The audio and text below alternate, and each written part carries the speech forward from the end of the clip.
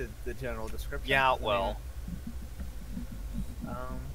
Yeah, I don't know how much of this backstory should I share. Oh, you didn't read it, right? No, I read it. Okay, cool. I'm not looking for to share the backstory. Like, I literally just want to know physically what you're like. Stop making it so complicated. I really just am curious to what you're like. If I mean, like, if you were to describe your character, or if it was like an action figure or something you could place in front of me and I could look at it, like, what would it look like? Yeah, he definitely looks a lot like that picture. He's a tiny little green lizard with a stern expression on his face. But every once in a while, he will lapse into some goofy shit. He's not actually wearing all that armor. Right now, he's basically just wearing pants and a shield. Just wearing pants. He has no giant club. He basically usually will have a dagger, but if he finds a giant club along the way and some nice armor, he will definitely strap that shit on. He does have the helmet. Okay. And then, so you have the helmet, but no club, no shield. I just have the shield, basically, and a dagger. But Okay. I'm very rarely going to be using the dagger. So shield, dagger, no actual armor. Not currently, yeah. But you do have the helmet? Yeah, because basically the helmet, like, is not AC currently, but it's my +1 AC when I'm wearing armor. Is that kind of crap? Oh, yeah, I gotcha. Yeah, it's the paladin thing. And then how about Joe? Do you have a physical description somewhere and I'm just missing it? No, I didn't know where to put it. Okay. In the in your character sheet, under character. It's like if you have your character sheet open, it says core, character, gear, will, all. If you click character, you can. There's like literally appearance box right there. You opened it for me. I did. What you know? I forgot I could do that, actually. All right. So I assume everyone is good and ready to play, and no other things need to be added or done. Chase? Correct. Excellent.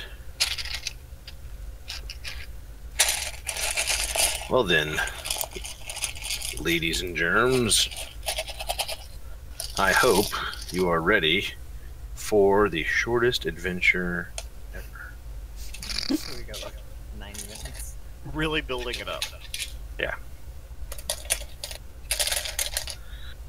And by shortest adventure ever, I mean shortest adventure ever for Dustin, because he will definitely not be coming back for round 2 of this. Way to get yourself invited for Sunday's game. You're right. Yeah. Hey, it's on you, buddy. I don't know how to describe me.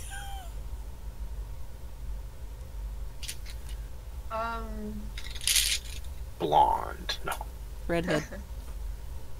Right. I basically want my character to look like my profile picture, but with Okay. axes. She does have access. Oh, the profile. Oh, your profile picture in Joe Pixel or on the character sheet? The Joe Pixel. Oh, okay, that's fair enough. It's the same in Roll20. That'll work. I can work with that. I just needed something to go off of. Gotcha. Damn it! There we go. Sorry, I'm looking for my vicious dice because I have a set of dice that are clearly more of an asshole than any other dice I have. Are they the blue ones? Yes, the blue ones. You really don't need to find those. I already did. It's too late. And I might have ended up with 2 pairs of blue dice when I left your house last. That's impossible because I've got my blue dice right here. Oh, then I didn't end up with those. Darn. You must have stole Omegas. Why does everyone have my dice? All right, ladies and gentlemen. Well, as you know, we do have a limited time this evening, so we will just dive right in and see where we end up tonight. Okay, so where are?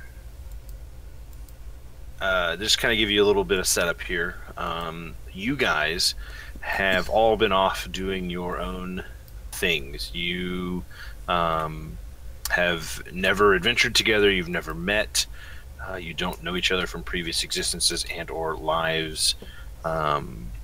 You have just been this way, you know, you don't have to say this right now, but like your backstory is whatever you want it to be. You can, you know, flesh it out the way you want. And the way I like to think of it is, instead of those moments where you literally just have someone saying their backstory or telling you how their character is, I think it would be neat to try and show that stuff or develop it organically. So, you know, act a certain way to certain circumstances because of something that happened in your character's past or because of the way your character is, and let people kind of pick up on that instead of just going, well, my character really follows the law. You know, go, oh, well, you know, we're going to kill this guy. You can't kill him because the law here is that he gets a fair trial. Oh, okay, so your character follows the law. So that kind of thing. So show it, you know, act it out in your role play. And I think that just makes a really more interesting game. We do it like that. So that's where we begin, and I'm going to roll a dice to see exactly how this begins because I thought it would be fun. So I've made a couple decisions. So 1, 2. Total party kill. All right. Roll again, everybody. Yeah, right. Everyone is dead. Everyone is now a clone of themselves in a different name.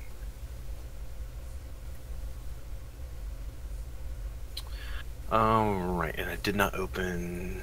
Nope. Yep. Joe's. Okay. Well, that's unfortunate. Goals are go. Saul. I didn't open Saul. All right, so I'm going to begin, and when I start, I will be specifically talking to Rin. Okay? Okay. All right. So, everyone else, bear with me. So. One thing. I'm stuck on I'm stuck on the character part of the character sheet, and it won't switch over to just F5. Just refresh the whole page. Yeah. Sometimes the character sheet just freezes hard, and you gotta. Yep, I've got that too.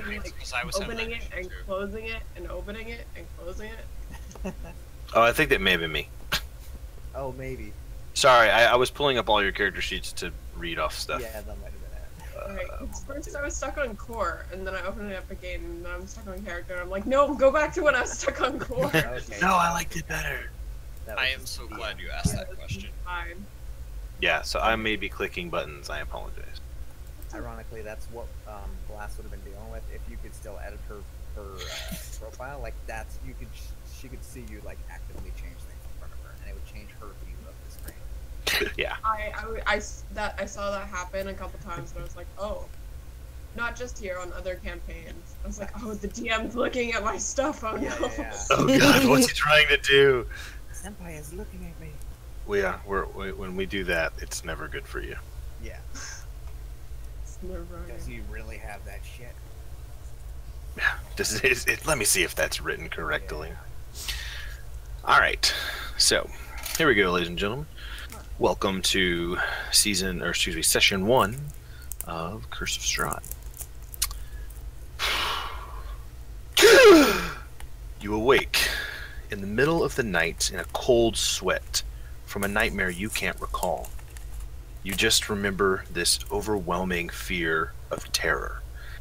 And as the grip of sleep loosens from your conscience, you start to realize that it wasn't a cold sweat that you awoke in. There is a thin layer of mist that clings to your skin, hair, and clothes.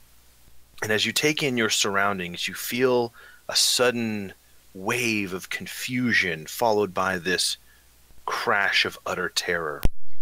Gone are the surroundings you fell asleep in, and they are replaced with a far less familiar or pleasing sight.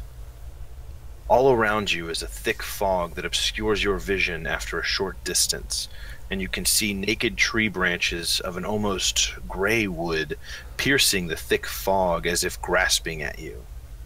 And as you look up to regard the sky, you finally realize it's not night, but it's actually sometime in the early morning, you think.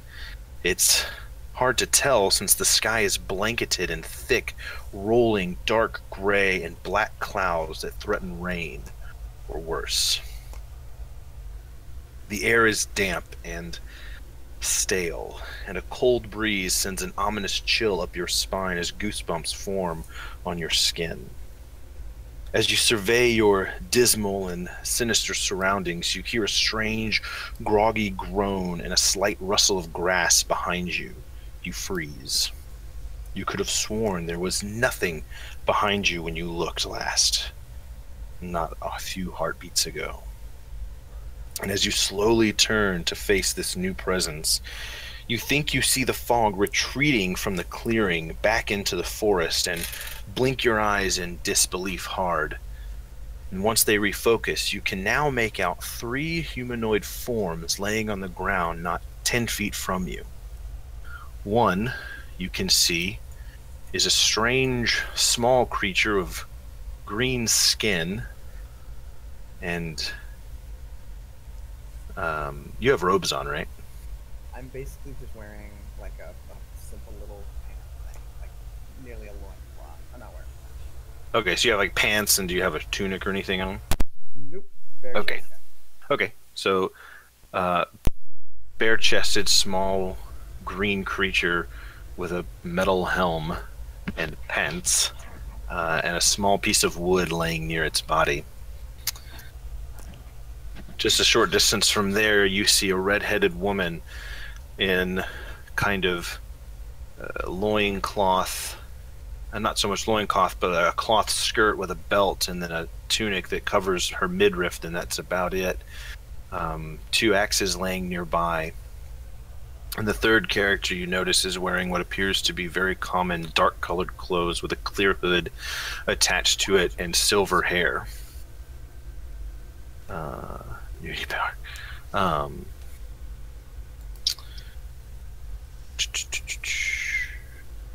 And you noticed where the sound was coming from as the silver-haired male is kind of groaning and sitting up to his feet.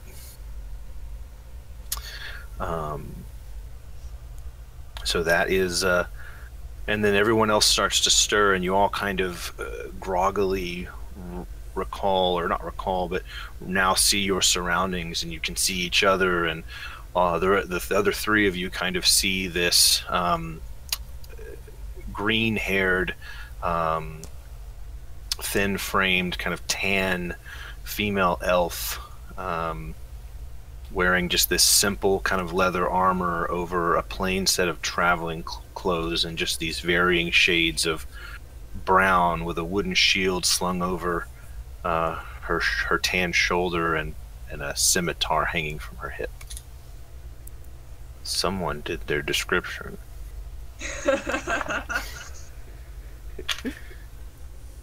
So, that's what you see. What do you do? How conscious am I? Oh, sorry. They've totally seen me, right? Yeah, everyone has totally seen everybody, and you're kind of just like all blinking around, like, How far away is this forest that you mentioned the mist retreated into? Oh, good.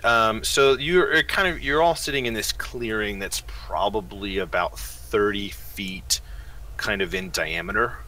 So while it's not a perfect circle, you could approximate that, it's like this 30-foot diameter circle, and then forest just kind of surrounding you. Okay, Ren is going to step to the edge of the clearing, almost into the forest, but not quite, and just sort of stare warily at the rest of the group. She has absolutely no idea why she's here, but probably these people maybe have an idea, so she's not going to ditch just yet. Okay. I'm probably going to immediately panic and just hide behind my shield, make a strange little cowardly noise, and then sort of get the better of myself and try to stand up. Who are you people? As Poldora's sitting up, she puts her hand on her head and says, "I don't remember drinking last night." Golan sits up on a pile of leaves and stares kind of groggily at the ground, rubbing his head, clears his throat, blinks some of the dew out of his eyes. What? No! No! I was so close! So... Where am I? Who are you? Who are you?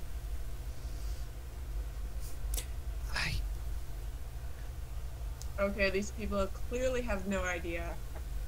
Rin is gonna step back into the start of the forest and continue to watch. So you're in the actual woods now? Just at the very front of it. Okay, so kind of imagine that there's this thick fog that blankets, around the clearing, and this is almost a near perfect circle that starts at the edge of the woods. So are you going to go into that, or are you just going to kind of hang out at the edge of it? I'm gonna hang out at the edge of it, I guess. Okay. I didn't realize it was like a white wall. It is. It's like you can tell there's a forest around you, but only because of what is just inside the fog or is protruding out. Like it's almost like just you can't really see anything past just a few feet through. Yeah. Then Ren's gonna be slightly still wary about the forest because this just it doesn't feel right. It doesn't feel natural. Something. Oh yeah. You are familiar enough with the forest that this is not right. I'm kind of hesitating, I guess, between the two places. Clearing with the people, but the forest, which is just wrong. I'm quickly backing away from the group, and I'm sort of putting myself between them and the forest. Okay. And Golan stands up, still almost not oblivious to the people around him, but just not registering them. Grabs a handful of leaves as if he's looking under them for something. Where am I? No! That son of a bitch! Grabs a hand and throws it off into the fog. And just stomps around in a rage. And as he stomps around, I fling my hand out and sort of lightning just streaks around the hand. I go, back, I tell you! Ooh. Panicking. I'm going Shocking so it doesn't hit. I'm going to jump up and get my axes, feeling the tensity in the air. Stand there holding them out. Oh, so you're gonna draw your weapons You said and just. Oh yeah, they were laying on the ground. Sorry, yeah. But I mean, you're gonna pick them up and you're wielding them. yeah. So a defensive posture is what I imagine. Is that right? Yes. Okay.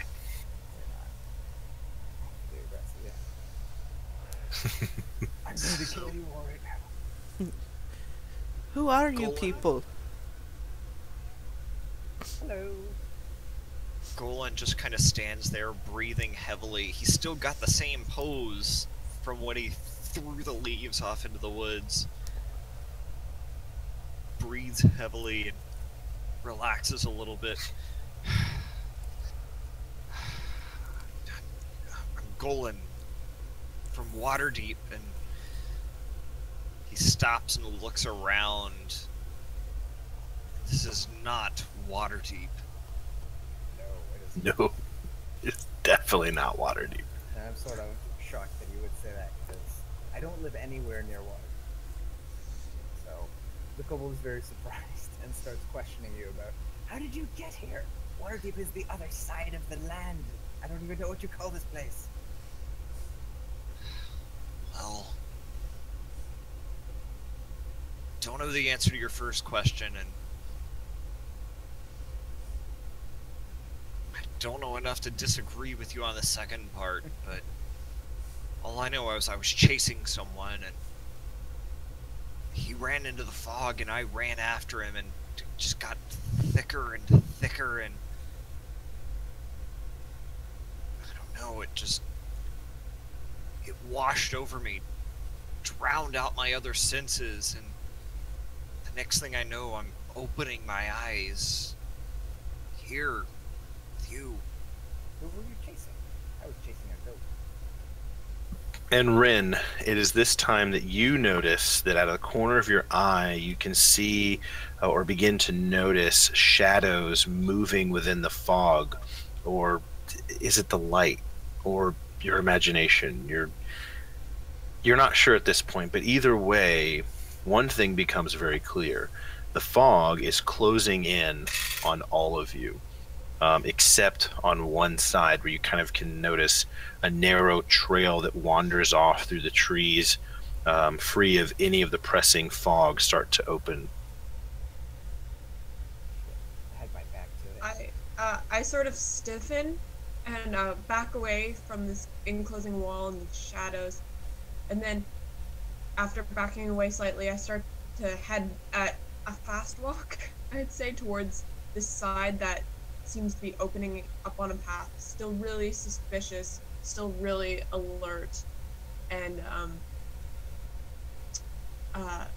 ready to run or fight or whatever happens. Okay. So the rest of you kind of see this frantic-looking elf with green hair move away from her defensive position against the wall and head off, kind of not quite all the way across, but pretty close and warily, moving between you to exit through this path. And now that she's moving over towards it, you can all see it, and you're noticing that the fog is closing in as well. I scamper towards the path. I'm going to stay in defensive mode, but I'm going to go towards the path too and ask if there's any danger. I recognize the greater threat. I've immediately lowered my guard completely with these people. I'm just guarding. Of course. Typical Saul fashion. Yeah. Okay. No, but These people aren't immediately trying to kill me. This thing is a danger. I'm just going. what I do know is I'm not going back into the fog. Right. I grab what looks like a stick, but if anybody looks closer, it's clearly a table leg, or rather, a chair leg. I love that. Cast light on it, and just make a beeline for the trail. And as you cast light on it, you can definitely tell that it illuminates the immediate area around you and it's not shrouded in the fog. But it's almost like as soon as it hits the fog, it just swallows the light, like it's not piercing it at all. Which only reinforces my conviction that I am not going into that fog. Yeah. And so after winding your way through the forest of tall, dark trees that are leering down at you from on high, for a short time, you begin to notice the eerie silence of the woods just as you emerge to see a gravel and mud kind of covered road. And you can see these black pools of water that stand like these dark mirrors in and kind of around the muddy roadway. And then now you can really notice that there's these giant trees that are looming on both sides of the road, their branches just clawing at this, mist or fog. And kind of as you come out, you can tell the road goes both ways, but half of it, so to the east, or what you can imagine is the east, is clearly just swallowed by the fog, and the road to the west is more open, and further down. And so, with only one path kind of clear, you begin to travel down that way, and not what seems like forever, but probably takes you only a couple of hours. I say only, it's a couple of hours, just wandering through these woods along this road. You finally see that the fog spills out from the forest to swallow up the road behind you, even more so than it has been. And ahead, jutting from the impenetrable woods on both sides of the road, are these high stone buttresses looming gray in the fog. And there's these huge iron gates that hang on the stonework. And you can see that dew is clinging with cold tenacity to the rusted bars. And there are two headless statues of armed guardians that flank the gate. But their heads are now lying among the weeds at their feet, and they greet you only with silence. One of those heads. Rin thinks this is a trap, this is a trap. And is the path closing in behind us with mist? At first, you would say no. And then the longer you stare at it, it's like when you watch clouds rolling by on a breezeless day. If you stare at them long enough, you realize they're moving, but it's almost imperceivable. Okay. Well, then I'm just going to sort of like watching a ping pong match. You know, the fog, the castle, the fog. And for those of you that didn't already look at it, that's what you're kind of staring up at. Yeah, it's like a wall. It's not necessarily a castle, but there's just this like kind of gateway, you know. I'm playing around with the stone head. Okay. I'm going to go ahead and say we ought to go inside or something, because this fog is getting closer. Yeah, Golan might have taken a minute to look around at first, but once it becomes clear that the fog's drawing in and there's not really anywhere else to go, there's not going to be a lot of hesitation, whether everybody else joins or not. He's going through the door. So, Golan, as you approach the gate, you get almost close enough to reach out and touch the bars, and then they just screech to life as this scream audiates from the gates as they swing open completely enough that you can easily gates, but they're clearly acting on their own accord, and they open up wide towards you. Seems like fighting. Rin flinches. Yeah, I mean, it's definitely a startling because it's like silent, and then just this loud, rusted shrieking of these gates. I'm going to She blink. wait- Huh? Sorry. She waits to see what everyone else is going to do. Still I'm at the back heading of the towards crowd. I blink a little and then I start walking for the door. those gates. Okay. Yeah, Golan would look a bit unnerved, more surprised, but then waves his hand over that stick again, casting some other spell, and walks forward through it. Okay. He wants to lead. I'm at the boat as well. Because he feels very invited at this point. Okay. So you guys make your way through these gates, and you kind of just stand as now silence has fallen back over these, statues and the gates and everything, and you just kind of the gravel crunching under your feet as you walk. And as the final member of your party kind of traverses the portal, you can hear the screech come back to life as they close right behind the last person to leave. And like not slam shut, but very definitively, just close. And kind of as you move forward, you can now just more of the towering trees, and you can see that the tops are lost in this heavy gray fog and kind of block out all but this kind of death gray light.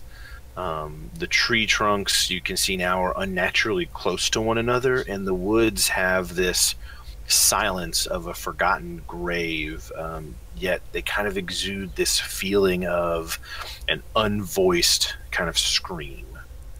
And Rin, you're walking along, and you're actually able to catch the scent of death in the air, like of decay.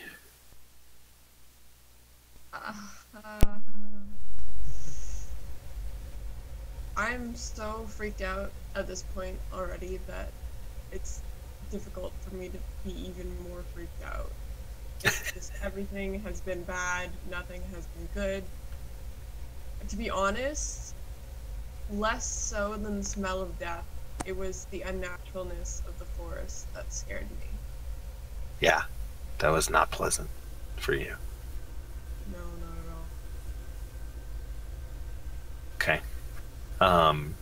And everyone else except Ren, make a perception check for me. Cool. Yeah, mine mostly have to be active. My perception, my passive is not. Yeah, most of y'all's perception. Oh, one, yeah. So, Golan, as you're walking along, you also notice kind of some unnaturally large paw prints and some claw marks kind of near that, and you also catch the scent of that decay. Do the paw prints seem to be going in any particular direction? They seem to be. Well, you know what? Make what, survival check? Sure. How about investigation? Yeah, that's fine. Cool. Saul. Better call Saul. Okay, you can tell that the paw prints are leading off, just off kind of to the, we'll call it the south, of the trail. Is the fog closing in on that side? It doesn't appear to be closing in. Because of the city walls kind of keeping it at bay. Well, you're not inside city walls, so it's like you pass through this gate, and then once you get on the other side of it, it's now more forest. Oh shit. Okay, along this trail. That was what was kind of throwing me off. So we're not even inside Yeah. city walls. No, no, you're still traveling. Okay, so Golan's gonna go to the south side of the trail and not go necessarily into the forest, but just probably take like a 5-foot step into the woods and just see if he can see any more paw prints right there in that area. Okay, make another perception roll for me. Okay, cool. So you can easily notice that as you step closer to that, the fog does seem to give a little bit to your presence in this direction. And you spot what you think looks like something laying in the brush that's not natural. Like it doesn't look like a stick or leaves or something. Just kind of just outside of the clear fog area. How far is it from me? It would be about 15 feet from you. Okay. One thing that I did neglect to mention, I also have a black crystal hanging around my neck by a piece of twine. Just not even like a silver chain. It's just fucking twine. Okay. Golan reaches up and grabs it with his left hand, holds out his right hand toward the thing, and an astral hand moves out and reaches for the object. Cast Mage Hand. Okay, it's able to grab the object. Okay. Grab it, pick it up, and pull it back toward myself. It won't move towards you. Oh. So it's more than 10 pounds. Mm-hmm. Turn back around. Can I still see the trail? Yeah, absolutely. Okay. Yeah, you're like, it's like imagine trail, ditches on each side, you're in the ditch. I mean, we can see it. Yeah, Okay. And we're probably all looking at him. So It's like he moved to the side of the road, right? I'm going to do two things here. I am going to recast light on that chair leg that I've been carrying. Okay. I'm going to grab the rope that I've had hanging on my pack, throw one end of it over to the road. Somebody grab this. I grab it. Get the other end, and walk into the woods toward the thing that my mage hand was trying to pick up. Okay. So you take, several steps in and get closer, and as you do, you can now clearly register this foul scent that is now what you can tell as you get closer, coming from a human corpse that is half buried in the underbrush, about 15 feet from the road. And the young man appears to be a commoner by your best guess, and his muddy clothes are torn, and now you can see raked with claw marks. You can easily tell that crows have been at the body, which is surrounded by these paw prints, very similar from the road, and the man has obviously been dead for several days. And you can see that he holds a crumpled envelope in one hand. Okay. Get the envelope. Okay. So you takes you a minute because you have to pry his rigor mortis fingers open. Yeah. Without tearing the envelope. And Ren, you can easily hear it because you have such a great passive perception. Even from that distance, the kind of crack of knuckles. You don't know what it's coming from, but you can hear it, and it sounds like he's breaking twigs. Oh, we don't have a good line of sight on what he's doing. Okay. Not because of the trees. Just because of the fog. Yeah, it's mostly the trees, but I mean, unless you moved over to kind of go see him, you wouldn't be able to tell what he's doing. I wouldn't move off the road. I'd just be wondering what the hell is that. Yeah. I would be watching, I guess, the other end of the rope and Oldara, who's holding it, but I wouldn't move towards the sound. Okay. And by the way, that Constitution check was to gauge my reaction to. Oh, to the cracking of the. Yeah, that's pretty gross. So, is there anything else on him that looks like it might be of any kind of interest? No. Okay. All right. So, one more time, I grab the crystal around my neck, hold a hand out to him, and cast Burning Hands just to set his poor body alight. All right. Yeah, you can set him on fire, and much of the surrounding. Well, actually, his clothes catch fire pretty easily enough, and some of the surrounding brush, but everything is so damp, and it doesn't seem to, reach out to any other of the trees or much of the brush elsewhere. Okay. But yeah, so you guys see this, a little bit of a glow. It's not a bright fire, as it should be, but it's this, glow coming from his direction, and not long after, you can smell burning flesh. Ew. Can I tell Can I tell that he'd set some of the brush on fire or not? Yeah, you'd be able to tell at this point that there's a fire going over there. Okay, Rin immediately starts a dislike for Golan. Right. But you do have the letter Golan. You do have it. Yes, I do. I do. All right. So I tromp through the underbrush back toward the road, rolling up my rope, hang it back on my backpack, and open up the letter. All right. So as you look at the envelope, you can tell that there is a there's a wax seal with a large bee set into it. And as you open it, you notice that the parchment is worn and pretty flimsy, so you got to be careful with it. But as you get open, you discover a letter that reads, "Hail the..." Is this right? Invitation letter. Sorry, I gotta make sure I got the right one. All of that is in the letter. Yeah, right one. Yeah, he's like, wait, is this the right thing? Okay. It says, "Hail thee of might and valor, I, the Burgomaster of Barovia, and you honor..." What? Sorry, this doesn't make sense to me. "I, the Burgomaster of Barovia, and you honor with despair." Yeah, that doesn't make sense. Wow. Okay. All right.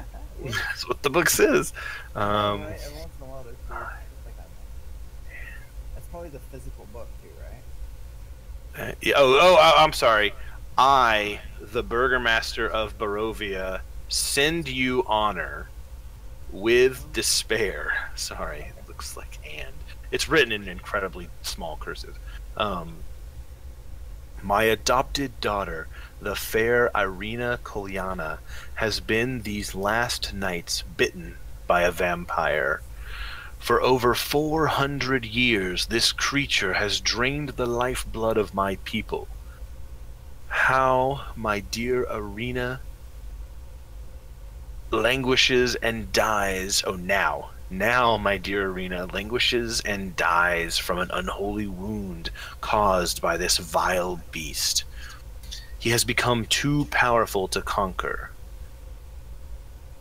So I say to you, give us up for dead and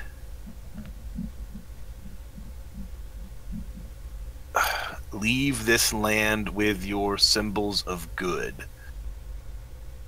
Let holy men call upon their power, that the devil may be contained within the walls of weeping Barovia. Leave our sorrows to our graves and save the world from this evil fate of ours. There is much wealth untapped in this community. Return for your reward after we are all departed for a better life. Kolyan Indirovic, Burgomaster.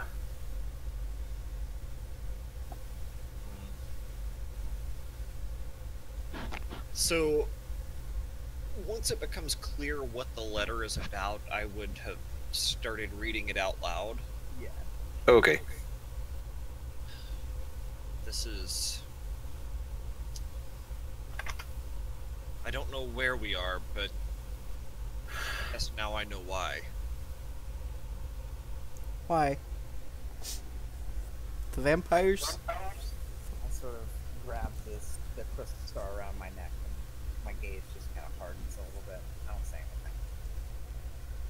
And as you guys are sitting there, you can hear just this one lone wolf howl far off in the forest. Oh. Does it, like And a I'm real immediately distracted, and I just sort of look away. unnaturalness. Oh, to see like if it's a real wolf. Oh, you want to roll? Yeah, go ahead. You can roll for straight perception on it. All right. That is definitely a wolf. I just natural, agree. baby. Yeah, but like you said, there's something unnatural about the forest. Do I feel like the wolf howl is just like No, I mean it sounds like a straight up wolf? Okay. straight up wolf. I mean, it sounds like a very dangerous wolf. I don't know. I mean, I feel like wolf howls are very serene, and to me at least, like they're very beautiful. But Yeah, I would find this comforting, strangely. yeah, you do until you realize that that's not that far away. The 23 will definitely get you. Like that's actually kind of close.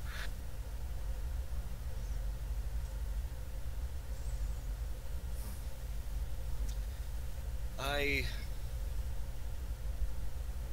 don't know why the rest of you are here, but I believe that the vampire that this miserable Burgermeister mentions is at least the same manner of creature that I sought when I lost my way in the fog. You all can do what you like, but I think this is the next step in my journey. Rin points back to the closed gate and speaks for the first time and says, "Do we have any choice?" Good point, baby. You say as the fog begins to swallow the gate from behind, like from the other side. It's like pouring through the gate slowly, and then just kind of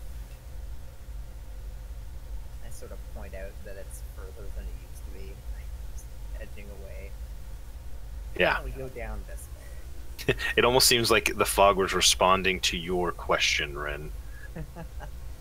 Lovely. Well, I I feel think that's our answer.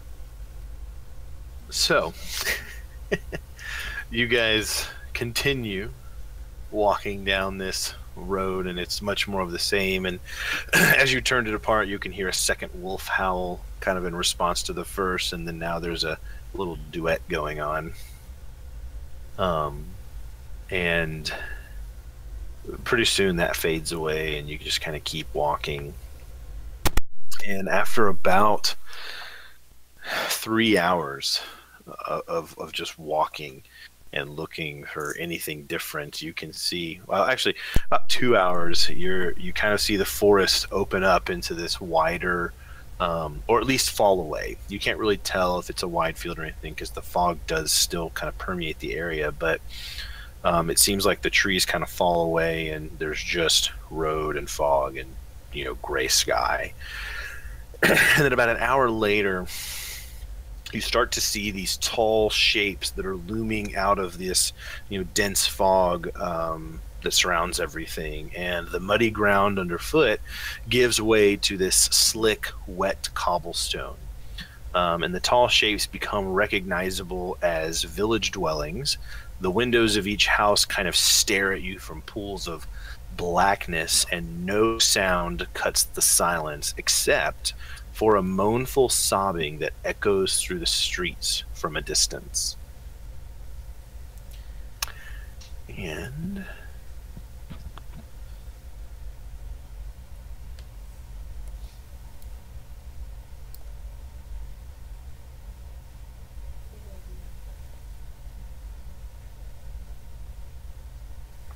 Does it sound like a man or a woman?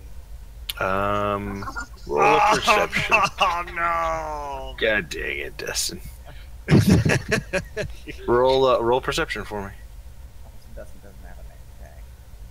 Oh, dang, Dustin. You should have a name tag. I don't need a name tag. I'm gargantuan. Yeah. Oh yeah, 19. You could tell that sounds feminine. Okay. I mean, that should pretty much be enough to figure out where it's coming from, too, yeah? Definitely sounds like it's coming from. So, you imagine that you guys would be kind of in a little marching order like this. How are you able to get off the grid? Stop that. I'm not. So you kind of come this way, and you come into town, and you could definitely tell that it's coming from somewhere down in this direction. I wonder Okay. if that woman's okay. Well, I know one way to find out. I refresh the spells that I cast on my chair leg. Okay. Look around alertly, but I certainly don't rush on ahead. I'm not overly concerned. I'm more concerned about Ren staying. thinks this all seems very, very trappy. Yeah. I'm not wandering too far from the group right now. Just sort of... I'm gonna keep my distance slightly, and can I roll for stealth? Sure. Yeah. Because I'm hoping that people might notice the other people, but not me. Oh, no. Hey, you think you're really stealthy though? Yeah. I'd probably be the one rushing to see who it was. And I would roll for stealth, but I've got a glowing stick in my hand, so... Yeah. Doing that. But Ren, one of the things you do kind of notice is as you guys move through the streets, you almost feel like somebody's watching you. But if you turn to kind of look at one of the windows where you think maybe someone's looking at you from, all you get is either just blackness or kind of like a slight shifting curtain or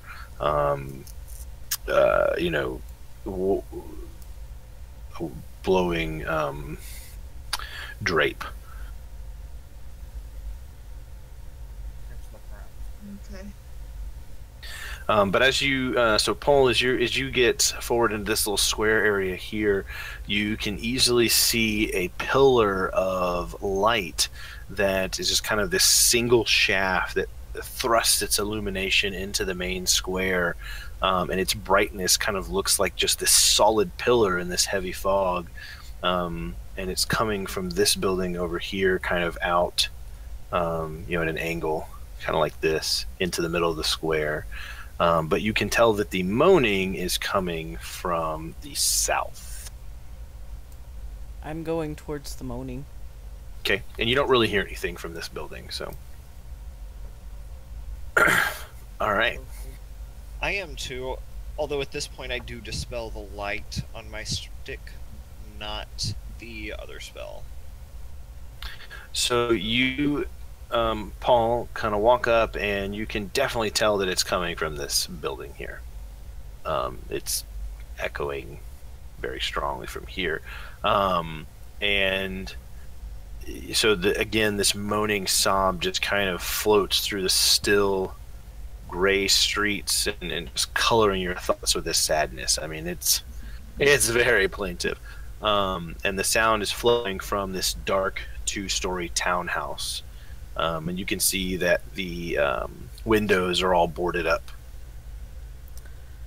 I'm going to knock on the door, and if nobody answers, I'm going to try to open it. Okay. So you knock. The moaning continues, and you don't hear any footfalls or anything like somebody's coming to get it. You don't hear like a coming. So I'm going to try to open the door. Okay. So you twist the doorknob, and sure enough, it turns and feels like it's going to open. But when you push, there's something keeping the door from opening. Would you like to make a strength check to see if you can force the door open? Of course. I was hoping as much. Make a dex check. You're dead. No. Oh God! Poison dart trap. Yeah. So Shit, same thing. you kind of nudge it and you can't quite get it open, but then you put your shoulder behind it and you hear just the quick crack as a board that was braced behind it kind of snaps and the door opens into the dark house. Okay. Do not follow her in. I'm just gonna stand guard outside. I'm going to look around for the woman. Okay, so you look around, you don't see her anywhere in the immediate area. You do notice a set of stairs, and it seems like the moaning is coming, kind of, drifting down from upstairs. I'll go upstairs.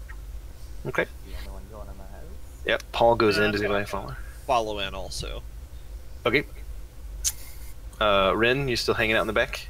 Yep, I'm not going into that house unless everyone else goes into that house, in which No, case I'm I'm not touching that shit. I'm standing outside. Okay. I don't know these shady houses, watching the dark windows. All right. So Paul and Golan, you guys head in. You go upstairs, and in one of the back rooms, you can see. I mean, it's not hard to follow the sobbing. It is obnoxious, but you do see this dark kind of earth tone color, rags kind of huddled in the corner, facing a corner. I guess not facing you. And it's just kind of, you can see it trembling and kind of rocking as it sobs. Sorry, go ahead. I'm going to approach her slowly so she doesn't get alarmed and say, is there anything I can help you with? And the sobs just continue uninterrupted, almost as if she doesn't know you were there.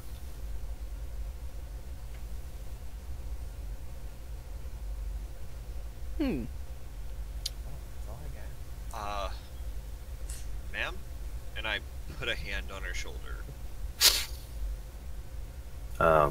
For a few seconds, the sobs do continue, and then not really slowing in the sobs, though, but you can tell the rocking back and forth slows, and you can see her head tilt to kind of regard the hand on her shoulder.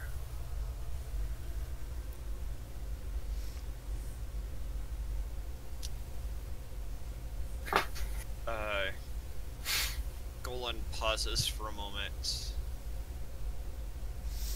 almost reflecting on this odd situation because he's never been the therapeutic type. And he finds himself searching for words. I don't suppose I need to ask if everything's all right, but... And she spins on you startlingly quickly.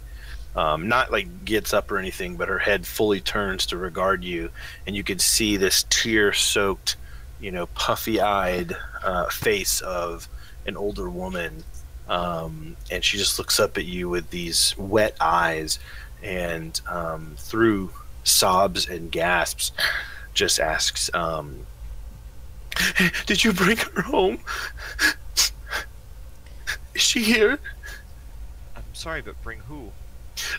My Gertruda. Is she downstairs? Tell me you've brought her home. I don't know of any Gertruda, but...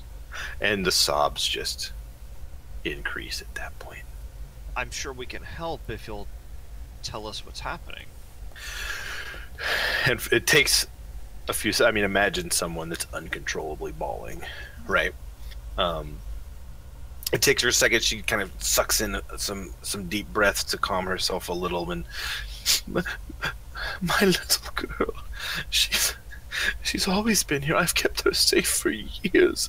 And then one day she ran away, and I haven't seen her since. And now you can see that she's kind of clutching this malformed doll that has this strange kind of leer that it wears on its face, and it's wearing a sackcloth dress. At that point, I'm going to take out the stuffed wolf I have in my bra and start petting it, and ask her if she knows where she might have run off to. And she takes a little comfort in the feminine voice that she hears now, and seeing you stroke the doll. You can see her kind of regard, or your wolf, you can see her kind of regard the doll a little bit and sniffle. I have no idea why she would leave or where she would go, and then you kind of hear this malicious tone creep into her voice, but it was probably the devil Strahd that took her. Who is this Strahd person? The devil. The source of all of our misery. Do you know where he might be living or something? And she kind of looks at you like that's a dumb question. And she's like, well, his castle, of course. My Gertrude.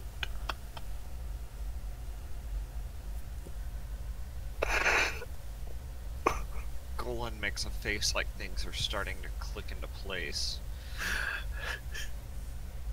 Ma'am, I don't know your Gertruda, but I have a strong feeling that we may find ourselves very close to her very soon. Is there anything we can do, anything we can give her to help convince her to return home to you?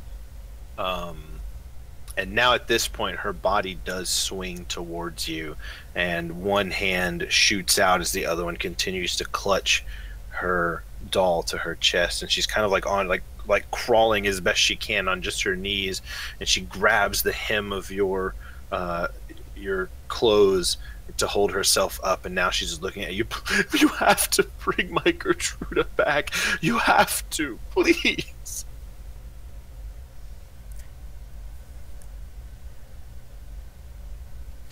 And just more tears as she's kind of just like, it's like she's begging.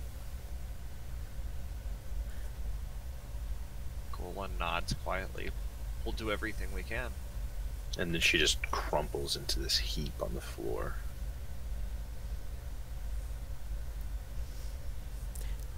I'm going to go over and put my hand on her shoulder and say, I promise you, if we find her, we will bring her home to you. And you can, I mean, through the gasps and just, you know, tears. Thank you. Thank you.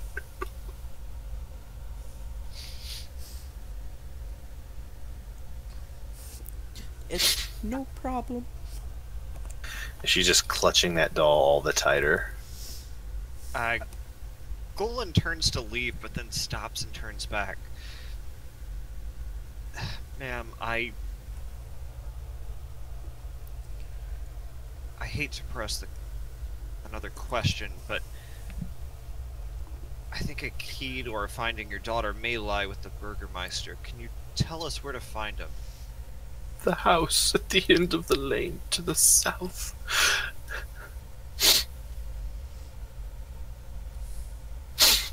Very good. Thank you. And then Golan turns and leaves the house. Okay. I give her a quick hug and then follow Golan. So it sounded lovely. Yeah. Lovely. Do we know where we're headed next? Well, this letter mentions a Burgermeister. Ooh. Golan shakes his head at the ridiculousness of that name. And the woman... It's terrible, yeah. Okay, no, go ahead. The woman kept going on and on about a Strahd. I imagine Strahd's the one that caused all this, and I believe he's the reason we're all here, but I suspect this Burgermeister may know something about how to find him. And with any luck, we can help return this woman's daughter to her. Yeah, also that. Okay. Saul and Rin, make a perception check for me. Those are my best. Yeah. There's the whole... Oh no, Rin. Yeah, wow, 214. So Saul, you guys are waiting outside, and they come out and they say these things, and as you're kind of like thinking around, you feel like you catch something in your peripheral, and as you turn to look, what appears to be the shadow of some kind of dog or larger dog is kind of hiding in the shadows of an alleyway nearby. Okay. I start flickering flame around my hand, ready to cast damage, and I point it at everybody. And as soon as the flame comes and your kind of eyes settle, because you gotta think it's dark, and then the flame comes in, and as your eyes refocus back in the fog, what you thought you saw is not there anymore. So they all look at me like I'm stupid. Yeah. Well, we know, but Someone's jittery. I saw it, I tell you. I just look over at him. Can you calm down? Try not to set the village on fire. And so now that you guys are back outside, you can definitely see, I mean, if you look down the lane to the south, you can see a larger building kind of on a slight hill up from the rest of it, and you can still see the pillar of light, which is kind of, it's super easy to notice coming out of this northern area into the plaza, because it's the really only source of light like you're used to that exists in your sight right now. Oh, there is light coming from the manor down there? Not from the manor. So there's a pillar of light that exudes out of this building here, Yeah. kind of like this. And then, but you could definitely see a building down here at the end of the lane. Is there light coming out of any of the windows of any of these houses? No, not out of any of these, except for this one right here. You can see some light kind of peeking through these thick, heavy drawn drapes.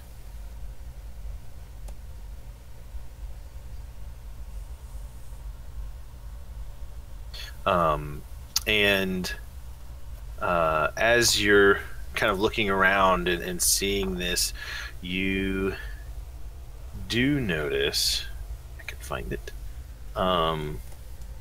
you kind of hear the sound of this small wooden wheel rolling across the damp cobblestone. Somewhere off in the... It sounds like it's really kind of coming from over to the north in this direction over here. Wooden wheels, you say? Yes, I do. I do say wooden wheels, sir. How quickly does it sound like it's moving toward us? Not very quickly. Like a walking pace, and even that, like a slow walking pace.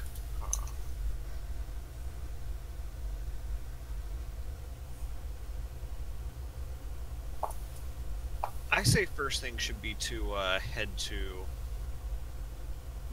the Bürgermeister. I mean, I'm just following because I haven't heard where we're going directionally, so I'm just like, okay. Ren glances in the direction of the sound of wheels and sort of looks at Colin and nods.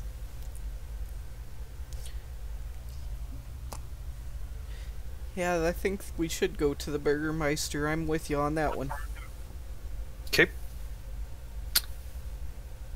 So, Very good. so you guys start heading toward the south. I mean, Golan will literally just start walking down to the house, and you're like, oh, I guess he lives that way. And you guys will head down, and as you kind of crest the hill, you can see this weary-looking mansion that squats behind this rusting iron fence, and the iron gates are kind of twisted and torn, and the right gate is actually lying cast aside while the left one is swinging lazily kind of in the wind. The stuttering squeal and clang of that gate kind of repeats with this mindless precision as you're approaching, and you can see weeds that are choking the grounds and press with menace upon the house itself. But you know, as you get closer against the walls, the growth you can now see has actually been trampled down to kind of create this path all around the domain. And even then, as you cross the barrier of the iron gates, you can see these heavy claw markings have stripped away the once beautiful finish of the walls, and there's these great black marks that tell of fires that have assailed the mansion. And you can also see that there's not a single pane or even just a shard of glass that stands in any window, and all the windows have been, you know, barred with planks, and each one is marked with the stains of evil omen. Pretty. That's concerning. Before we go in, I'm going to tuck my wolf into my bra where it's kind of halfway sticking out, and you can see its little chainmail shirt. The kobold looks on in interest. The hell? I smile and just keep walking. I re-up the spells on my stick and through the door.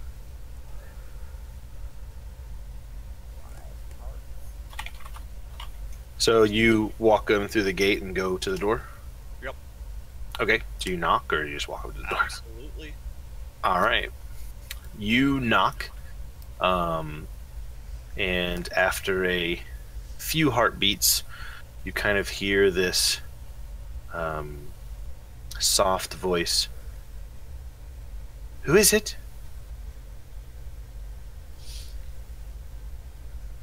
My name is Golan. These are Go away. all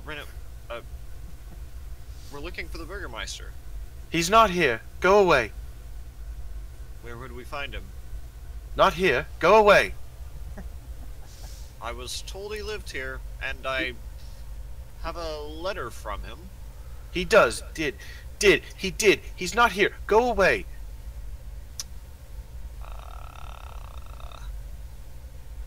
Insight.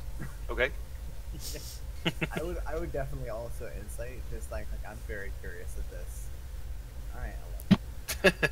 I mean, what you're gathering from this is that at best, whoever it is on the other side of that door, wants nothing to do with you guys and probably doesn't trust you. Like a used vacuum salesman just came to her door and she's like, nah.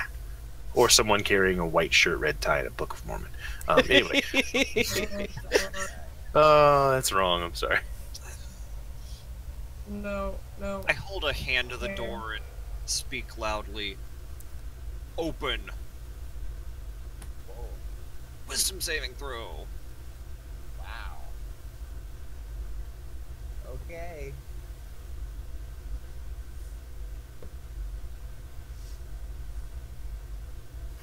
She does not do that. Does not open the door. Yeah, she just goes, no. Can Now go away. I have a letter from the Burgermeister. Can I try to intimidate her into opening the door? You could try. Let me see. Witty words. Open the door right now! Where's my intimidation? Saul is very amused by like how violent this party is already acting. And now you get silence from the other side of the door. You know what? I'm gonna take that letter we found and just slip it under the door. Can you slip things under this door? Okay. You wouldn't be able to fit it under the door, but you could see. You could kind of find, like, if you poked around enough, you could find like a little crack in one of the windows that you could kind of push it through.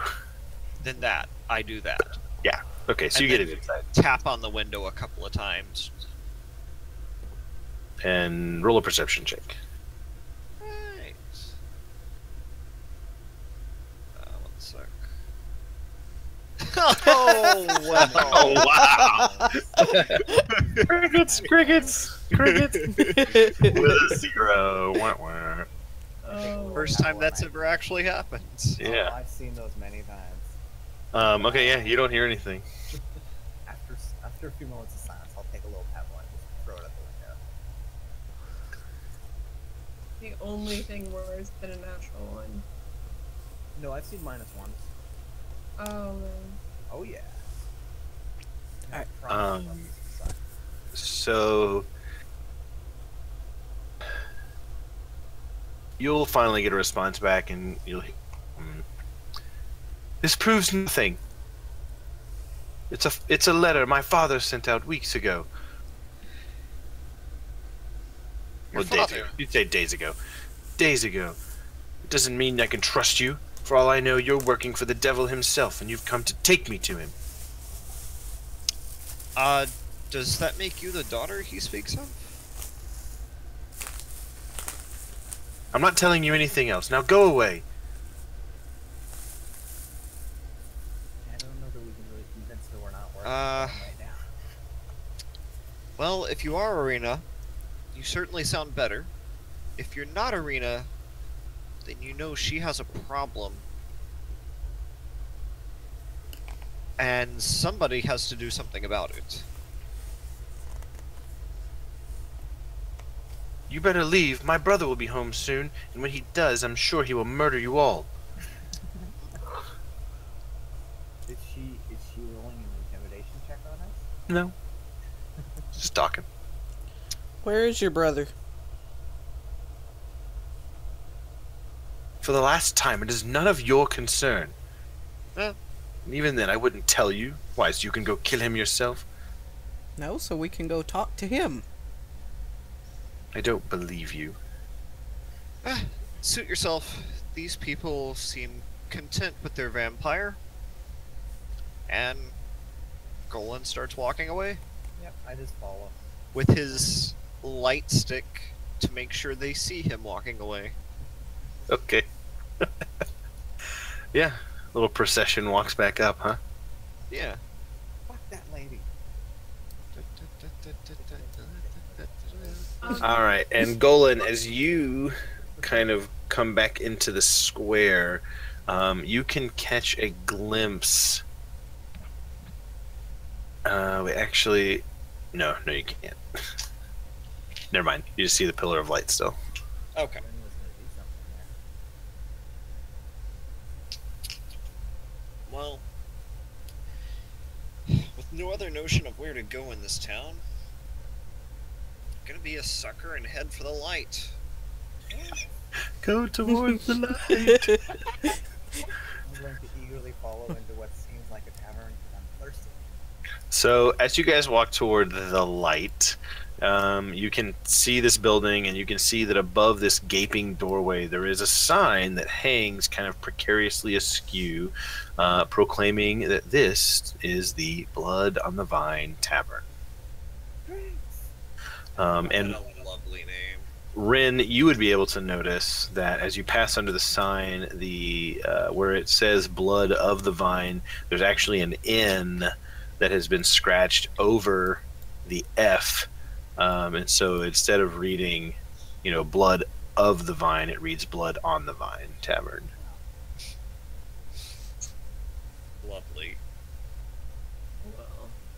Well, And as you enter, the first thing you notice is there are only a few people in this building, and they're kind of all, there's a blazing fire in the hearth, and there's a little, scant warmth that kind of comes into the room, and there's just a few kind of huddled souls within, and you see behind the bar, there's a barkeep just standing back, kind of cleaning a glass at the bar. There are 3 women in these kind of colorful, almost gaudy garments, speaking in hushed tones at a table near the door, and then near the back of the tavern there is a lone male sitting in the back, just kind of sipping his wine. And as you enter, the 3 ladies kind of look at you, and as not quite with disdain, but they're looking you up and down, and then they quickly kind of go back to their table and disregard you. I immediately make my way to the bar and I slap down a golden wine and I say, "All the drinks this will buy. Line them up." All right, and as you do that, he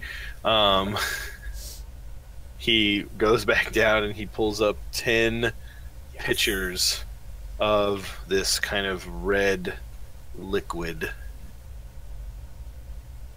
So now you've got 10 pitchers just lining the. Awesome. And I stand up on a bar stool and I'm like, "Drinks for everyone!" And I just start guzzling on one of them. Woohoo! I go and get me some. Sure. And as you do, you can tell that it's a form of red wine, and it's a little more tart than you probably would have hoped, but it's all right. Well, I've never once argued with free. Hobo charity. Rin doesn't drink anything. Ever. Okay. And once the barkeep is just kind of done, but setting out the drinks and stuff, he just goes back to cleaning his glass. Did either the ladies or the gentleman in the corner take me up on my offer? That's got The gentleman in the back will certainly raise an eyebrow at you, but then go back to he's got his own pitcher sitting on his table, and the 3 ladies certainly have their own, cups and pitcher on the table as well. So while they do give you an enthusiastic, like a nod in your direction, there's really no one else in the bar to share the drinks with. More for me. It's a lot of wine. Yes, it Oh. is. That's a ridiculous amount of wine. Yeah. So, I grab a cup and head over to the guy in the corner, actually. Okay. Walk up to his table stand there for just a second and... Mind if I have a seat? And he'll kind of nod in your direction and gesture towards a chair at the table. Please. So, I sit down, pull out a pouch, not with gold, but with a few dice in it. Put them on the table. Just got to town and Yes, that much is clear. more than a few questions. You look like someone who's seen a lot and might know a little. Well, perhaps I have seen a lot and know much more. My friend, you are clearly not from around here, yes? That much is certain. Ah, we have seen your kind before. Adventurers come through.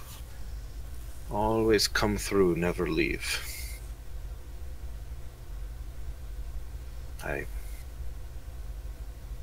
The devil is...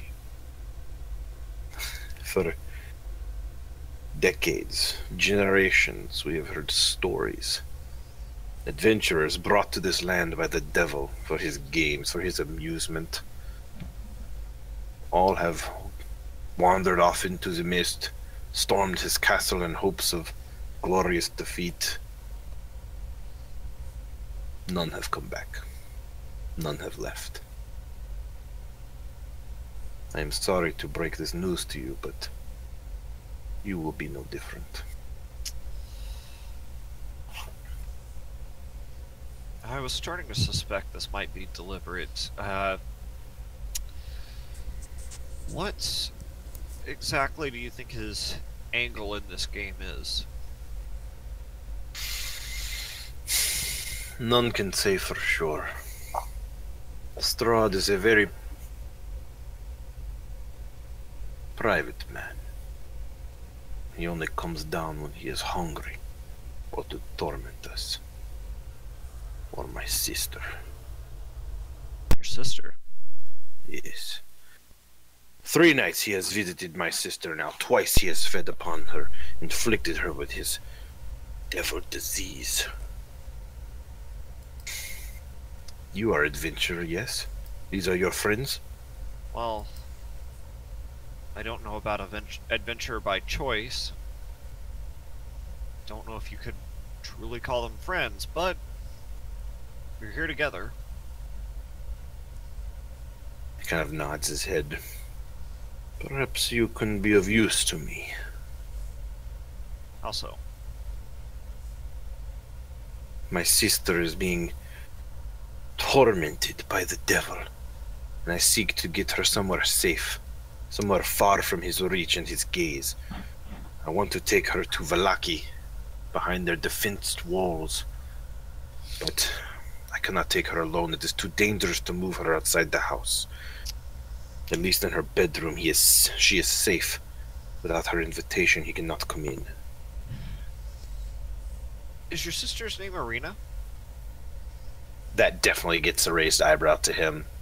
How did you know that? And he kind of slams his head on the table. Are you working for Strahd? That I most certainly am not. We found a letter from... Make a persuasion check. Okay.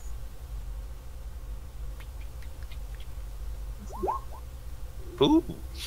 Let's see. Right along the edge. How's he feeling? He calms at the absolutely not and kind of relaxes back in his chair. And then you mention a letter. I found a letter. I don't know to whom it was addressed, but I imagine it was from your father, the Burgermeister? Yes? Yes, my father is the Burgermaster. Do you have the letter? I don't. However, once you return home, I'm sure you'll find it. We went there first, looking for the Burgermeister to speak with him about this very subject. Let me guess. She wouldn't let you in. We were turned away at the door. Despite presenting the letter as evidence that... No, this is good. This is good. I told her not to open the door for anybody but me. Well, She can she trust no certainly one. listened. Good.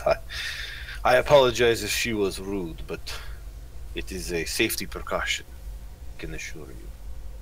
You can never be too careful in Strahd's domain. Certainly not. He has spies everywhere. And he kind of, you can tell he's giving a sidelong glance to the three women sitting over at the other table.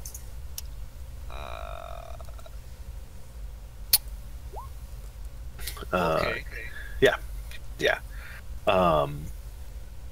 I nod my head over toward them. Is that, including them? The Vistani are not to be trusted. Strahd allows them to come and go as they please, because they do his dirty spying. I see.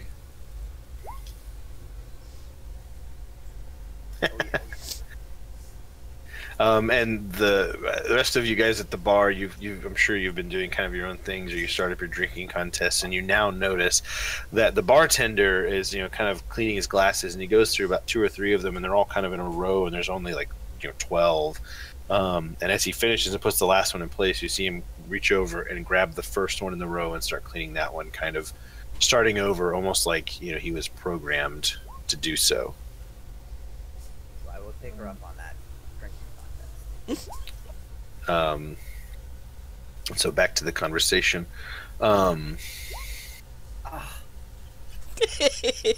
Christ. If you were to help me, I am sure that I could get my sister safely from Strahd's clutches, and she would be safe.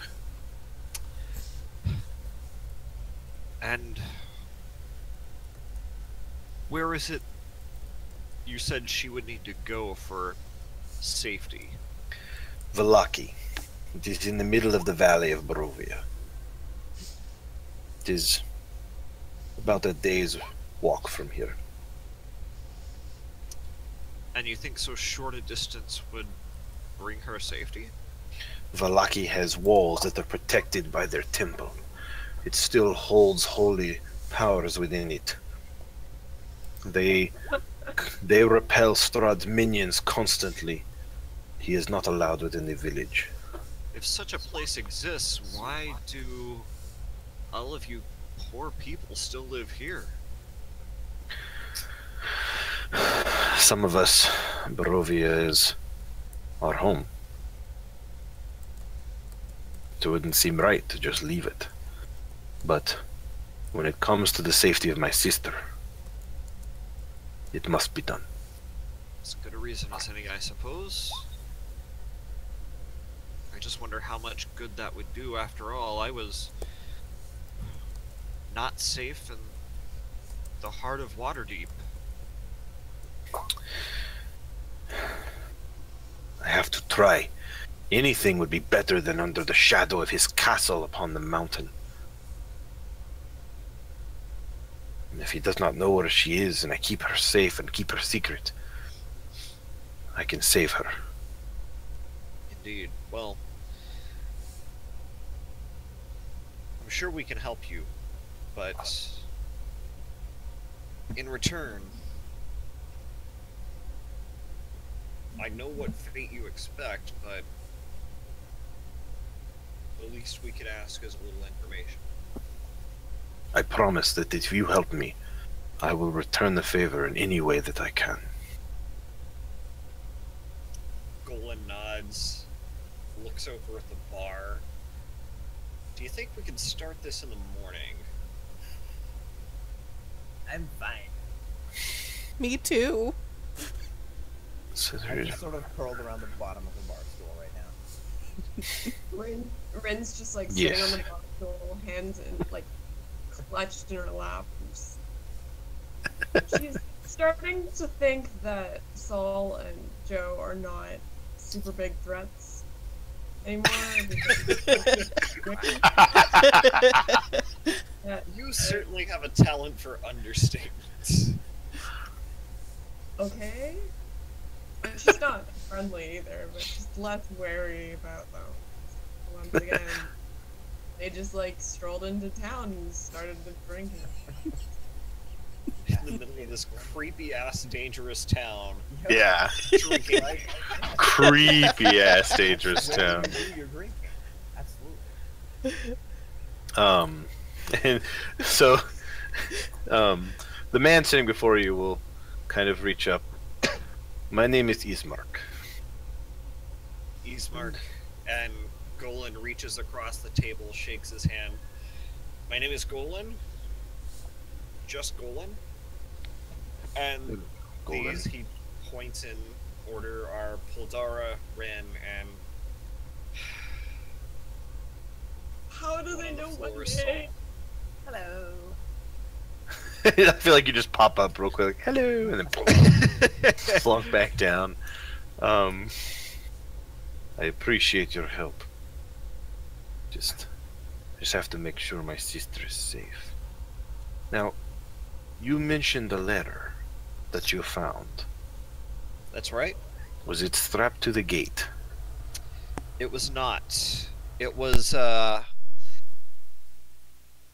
clutched in the stiff, dead hands of some unfortunate young man. Ah, Donvlin. When he had not returned for several days, we feared the worst. But we hoped he had succeeded in his mission. He was to place the letter on the gate to warn any outsiders from traveling into Barovia. A pity he did not make it. I will return to the Burgermaster Mansion. You are free to join me if you wish. If not, I will instruct Irina to trust you and to allow you inside. We will leave at dawn. Would your sister like some wine?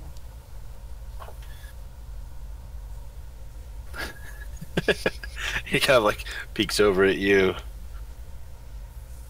She does not partake. But my pitcher is running low. Help yourself. There's got to be at least a few pitchers left here. I feel like you guys were just like downing pitcher after pitcher. Only like 5 out of 8. It's the dwarves who go swimming with little hairy women, says the kobold. Yeah. So he'll accept some of your wine and drink from it. For sure. Nice. And shortly after that, he'll let you know that he's heading back to the mansion, and to join when you are ready. Okay, and in the meantime, what would you recommend we make a point of seeking out or make a point of avoiding?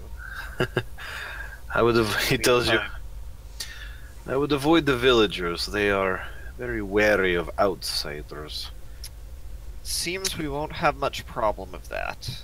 Yes, they usually keep to themselves and are very frightened. The shop across the street can sell you most things you might need. But beware his nephew.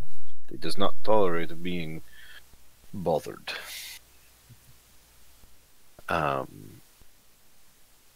than that, avoid the abandoned houses. They often contain Strahd's zombies. Really? Very good.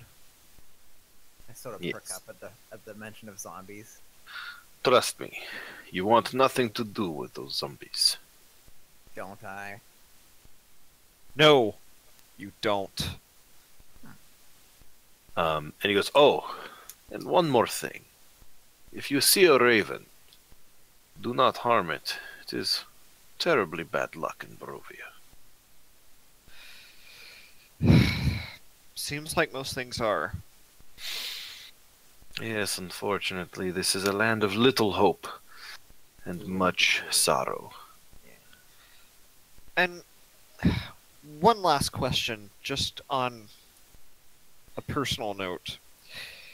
Have you ever seen this Strahd in person? Thankfully, I have never laid eyes on him.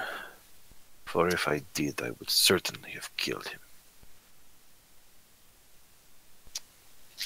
Okay. See, I'm actually looking for someone. Not sure if it's him or one of his Spawn. minions. But my fiance was taken a night not so long ago by someone just too fast and too strong, and by the time I awoke, she was, I fear, bled dry, but he escaped out the window with her all the same.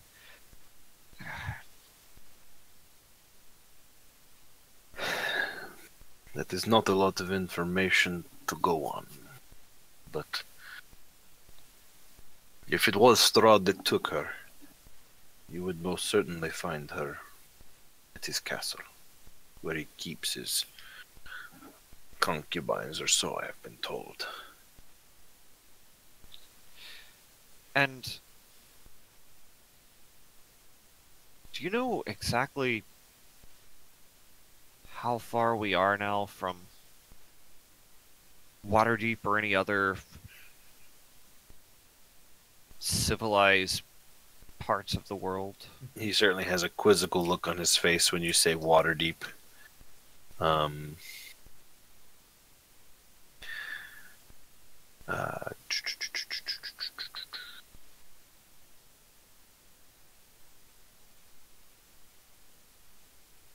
Try to see if he knows.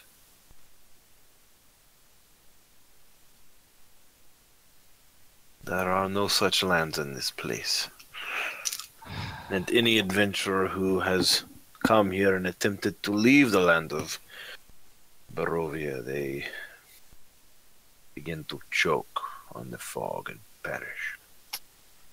That's what I was afraid of. You can only leave if Strahd allows it. Like his Vistani as he spits the word.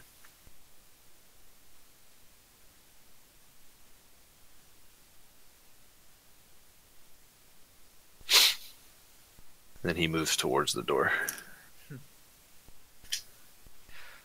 Alright. So Golan gets up and heads back to the bar. Everybody else. Are y'all in somewhere? Well, yes. Where are we going? But we haven't finished drinking. Well, we don't have to go right now, but do sober up. We have work in the morning. Okay, then let's go. Well, I want it's to see not morning this. yet. Oh. And I keep drinking. And I tell everybody about the conversation we just had. What time of day is it right now, by the way? Can we tell even? It's really hard to tell, but I mean, best guess it's sometime in the afternoon. Okay. At least it's the afternoon.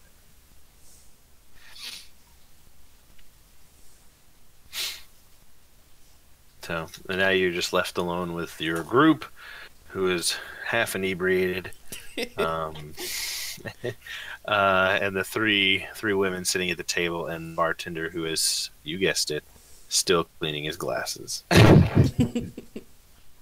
So I take whatever, because there's probably like 2 pictures left, and I take one in each hand, and I just saunter right over to the table with the ladies, and I plonk those 2 down, and I go, "Hello, ladies." And they immediately stop talking and are just looking at you with this look of complete incredulity. Like, And the audacity of this creature is the look you're getting. And I say, "What's the skinny around this town?" Can I persuade them to talk to me? You can try. Yes. All right. I like Let's that see. second one better, damn it. Oh, that's sad. Can I get? No, it's too late. I would have said, can I get advantage by like shamelessly saying like, "Oh, you're so pretty." It's too late. Too late. Hindsight, sir. It is 2020. Dang it! I want to. There we go. Jeez. Um.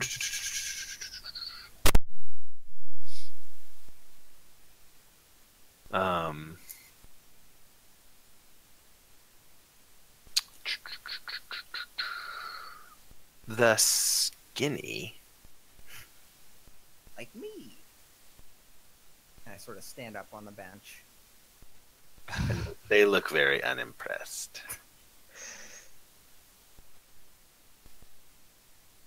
Feet off of our table. Well, I'm just standing up on the seat or whatever. Okay, seat, whatever. Yeah, it's cool. Your feet off the seat. I sort of sit back down, but I'm still sitting at the table looking at them. And one of them will look at the other one and say, I told you we shouldn't allow animals in here. I'm starting to agree with you. I make a sad little noise. Oh, look, you've gone and hurt its feelings. Oh, no, baby, I hurt its feelings. And then the other one turns, he did spend a gold coin on wine. Oh, that's true. I have money. At least he paid. This is much better than some of the ones we get in here. And no one from my party is coming over or anything? Nope. Oh no. I'll come I'm over. gonna slink back to the bar in shame. And they'll go back to their little chittering conversation. And then I just go back to my wine, and I've forgotten about it in 5 minutes. I'm really Resilient. glad Did you that went really down happen? in flames. Yeah. And then I was sort of I was look- plotting how to use Mage Hand to try and sabotage you because I know Oh, that could those be fun. gals are bad news. So, Rin, Yeah. you would notice that the lady sitting at the table while they're having their conversation, their eyes do dart towards you every once in a while, almost like they might be talking about you sometimes. Me specifically, or us like the whole group? Well, they would, their eyes would kind of juke over towards Paul and the other group, or Pole, excuse me. But if you had to give it a percentage, you have the higher percentage.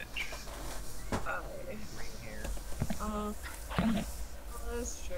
But it's not uncommon for elves, so elves are uncommon. Yeah, it's more like elves are the ones that are common. I'm going to be intensely aware of this, but also sort of wave bartender. I'm assuming by this point I'm sort of sitting near where the drinking contest went down. Sure. because I'm left wary about them because they seem crazy. It's only fair. Not an actual threat so much as... Yeah. Yeah, for sure. And I'll just sort of like quietly ask what they have to eat at this place. Oh wait, I actually have a good answer to that. Yep, you do. Where is it? Dang it, what is this? Get off me. Okay, hold on. Somebody gave me that. Who gave me that?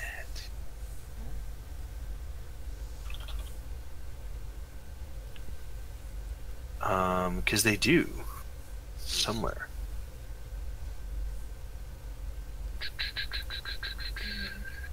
Oh, Pub soup can be pretty nice. yeah, welcome back. Nice.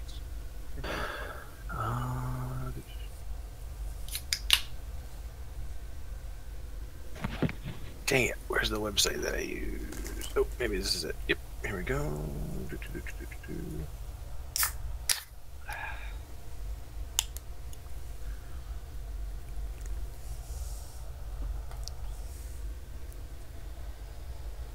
I'm also assuming that we didn't really hear any of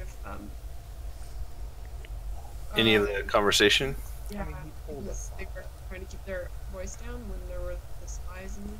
Oh, the lady. Dang it, where was it? Oh boy. But you're talking about the ladies, right? Well, I like when Golan had the conversation with Ismark. Yeah. I mean, he was telling us he basically relayed the conversation with us after that. Oh, Golan Yeah, did? so you guys would know all that. Alright. And even if I didn't specifically mention when I came back to the bar that they were spies, definitely after Saul gets his ass handed to them. Oh, no. I just meant that Ismark would have been keeping his voice down because he wouldn't want to have been overheard. Yeah, certainly. You wouldn't have heard him while he was talking, but as far as the menu goes, I mean, yeah, they would sell some stuff. Like he would tell you they've got like a stew, and then they've got some like some mushroom based kind of dishes, and Do you have any meat? I asked how much is the mushroom based dish. so yeah, the mushroom based stuff he would just tell you it's 3 copper pieces for a bowl. Alright, then I'll order one of those. And he'll disappear in the back for a second, and then he'll come back and he'll set in front of you kind of this wooden bowl of this. It's clearly a broth, and you don't see anything that looks like mushrooms, but you can certainly smell it coming from this. It's not like thick, but it's definitely not watery. You know what I mean? Like kind of in the middle. Mm-hmm. Sorry, how many copper pieces to a gold piece? Out of curiosity. I'm flipping through my book. No. I believe a gold piece is 10 silver pieces, which translates into 10 copper pieces per silver piece. Yeah, it's 100. So 100. Okay, Yeah. it's 100. Alright, thank you. Okay, and now I have to take the dog out, so I'll be back again. Ugh, Sorry. way to go. It's gonna be a longer It bar was break than we thought. 3. Yes? 3? As soon as we Three start copper? ordering up food, Yes, 3 copper. Okay. Saul is going to insist on just a meat chunk. There's nothing but a piece of meat. That's the only thing he'll accept. And the bartender will just all our meats in the stew. Lame. And you take out a ration and I start chewing on my jerky. I'm That's good, because I was about to toss you a jerky. I'll take some. Well, no, you already have some. Okay. And I chew happily. I'm going to order 2 bowls of stew and a coffee, if they have coffee. They don't have coffee. Damn.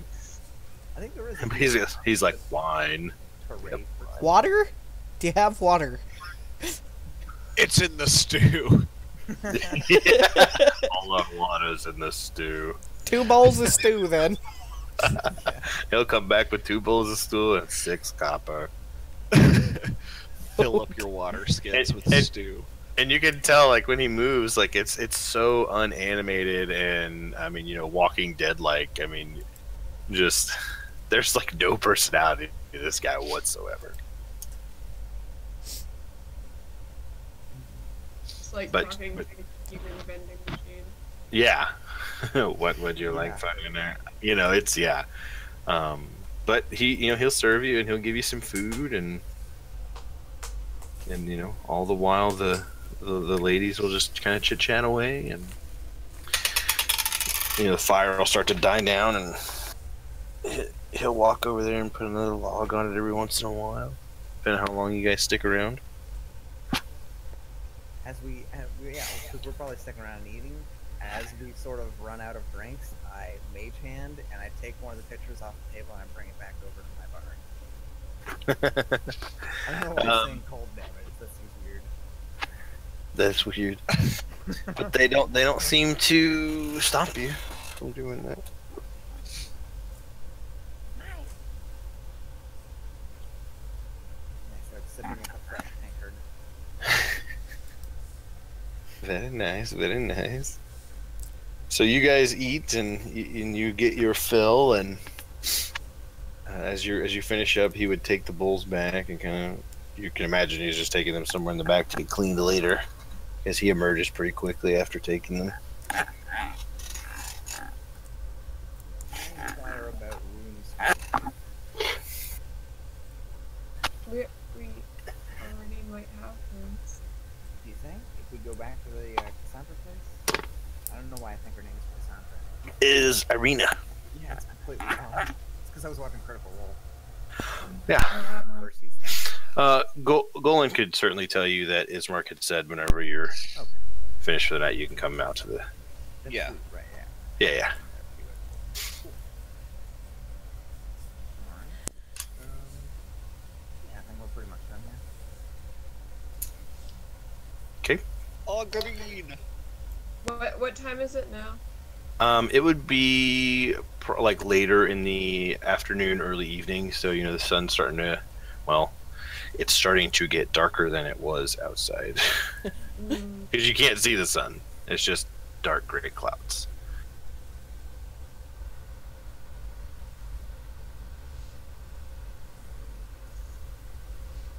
So do you guys head out of the tavern and? I'm just gonna follow wherever they go because I have no sense of direction currently. I'm a very drunk kobold. You want to ride on my shoulders?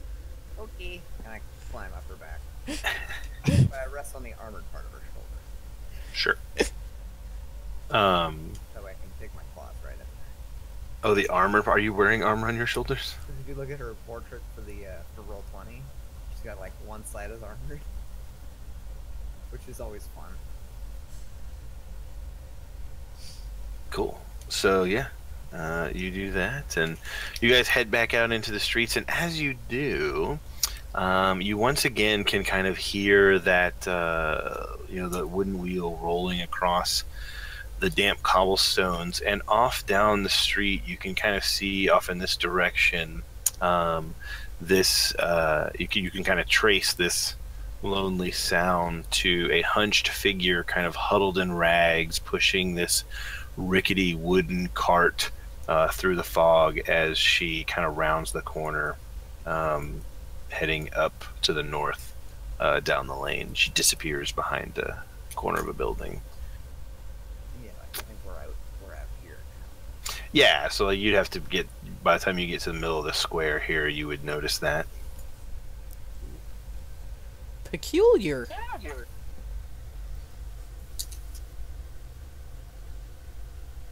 I mean, Saul definitely looks on an interest, but he's not moving away from the group. Sure. So unless somebody else is doing something different, you guys head down south back towards the Burgomaster's mansion. Yeah. And you arrive, and the scene is pretty much the same as you saw it last time. You walk back up, and you knock on the door, and this time you kind of hear some rustling on the other side of the door, and then you start to hear the flick of locks and what sounds like the shuffling of wood on wood kind of thing, and eventually the door swings open, and there stands, Ismark behind the door, kind of with a welcome but a hurried come in, and kind of ushers you into the house, and quickly closes the door behind you. And begins to flick the different locks, and now you can see that there are quite a number of things on the other side of this door that keep it closed. But it's not the only thing you notice now, as you can kind of see that the interior of the mansion is well furnished, yet the fixtures are showing signs of great wear, and there's noticeable oddities like the boarded up windows, the presence of holy symbols in every room. And you can now also see clearly the striking young woman with auburn hair, kind of wearing this red tunic and with a white under kind of shirt that drapes down, and some kind of like red, pants and some boots on that. That's standing behind Ismark. And she probably makes some comment like, "Are these them? They're going to help us?" We told you. just kind of under the breath. And Ismark's like, yes, they have agreed to help us. They will stay with us the night, and at dawn we will leave. And you'll hear Arena make a comment like, I told you we cannot leave until we take care of Father. How do you mean? I thought he wasn't And- here. They kind of look at each other, in a very like, shit, what do we do? And Ismark will look up, come, follow me. And they'll gesture you off to like a little side drawing room. And as you get in, you can see that in the middle of this room, lying in the middle of the floor, is this kind of simple wooden, it's a coffin, that is surrounded by these wilting flowers, and now you're catching this faint odor of decay, and you recognize a body is in this makeshift coffin. And I say makeshift because if you scrutinize it, you can tell that it's made from like wooden pieces that are, cannibalized from like bedposts and chairs and dressers and things, just to kind of put this thing to, cobbled together. And Ismark will tell you, this is the late Burgomaster. We endured Strahd's attacks from his minions for weeks on end, and his heart could not take it. He died of fright. Of fright? Yes. And Irina refuses to leave, and he seems a little agitated, until we have given him a proper burial. But no one in the village will help us carry him up to the church. And Irina is arguing back now at this point. I've told you, I will not leave until he has received a proper burial. He is our father, Ismark. He deserves much better than the floor of a drawing room and a makeshift coffin. I'll I help. won't have it. I'll help carry him. Beneath your house. Yeah, if that's all you need, we can... Wait. Where are we carrying him to? To the church. It's at the other end of town. Surely you would have seen it. And if she mentioned that, you guys remember now at this point, when you were walking back up the lane to the northwest, there was an angled street.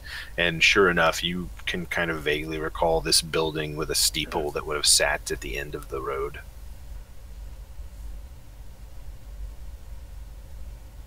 So it's a short walk from here, and Father Donovic would be more than happy to perform the ceremony, I'm sure. Ismark, it is late. We can deal with it in the morning, as long as our new friends are willing to help. I'm willing. That Rin sounds alright. shrugs. I think we can do that. And Irina will kind of rush over to Joe and kind of grasp her hands. Thank you. It would do my father honor to be buried properly. I pat her hand and say that's no problem. It is appreciated. Kobold burials are a lot.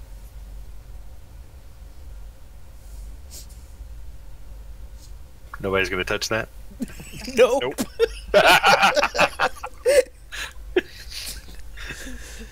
I figured somebody would be like, how do you mean? Silence reigns. Nope. Yeah.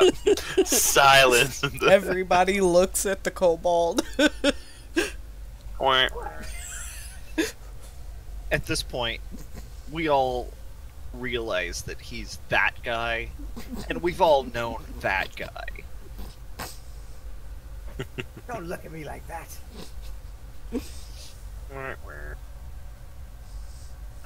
So Ismark will be happy to show you a couple of rooms that you can kind of use the floor in, and he'll be like, the ladies are more than welcome to sleep here for the night, and the gentlemen, I think, gentlemen are welcome to sleep here for the evening, and he'll give you a place to sleep, and you guys can bed down for the night. Rin rolls out her bedroll. Yeah, I mean, even if there are beds, I'm just gonna take my blanket and I'm curling underneath one of the beds. Okay. I'm not sleeping in that bed. I'm The one with a kobold under it. It's okay. There's a different bed. I'm going to. Rin She chooses a spot, like, near the door. Okay. I'm going to take my axes out, lay them in front of me, and sit up in a corner and sleep that way.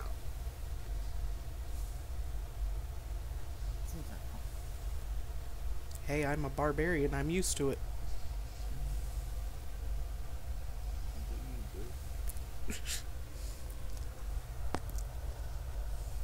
So, yep, you guys find your comfortable spots for the evening, and you're get to sleep. And it's pretty uneventful evening. Nothing seems to too terrible seems to go on. However, Paul, you awake. Well, you have a nightmare, a terrible dream, and in your dream, you kind of see yourself. It's like you wake up, right where you are, and when you wake up, you notice this kind of smearing on the floor that you can't quite identify, and as you get closer to it, you realize it is a blood that has been smeared on the floor, and you begin to wander through the house, and as you do, you kind of one by one find the bloody corpses of your companions and Ismark and Irina, and they're just all slain in a horrible, gruesome manner. And as you gaze upon Irina's body, and it's the last one that you have found, you finally get a glimpse of your hands that are just soaked in blood, and you haven't touched, any of the corpses to this point. And it is about that time when you kind of realize that you awake the next morning screaming. Oh my god, what did that?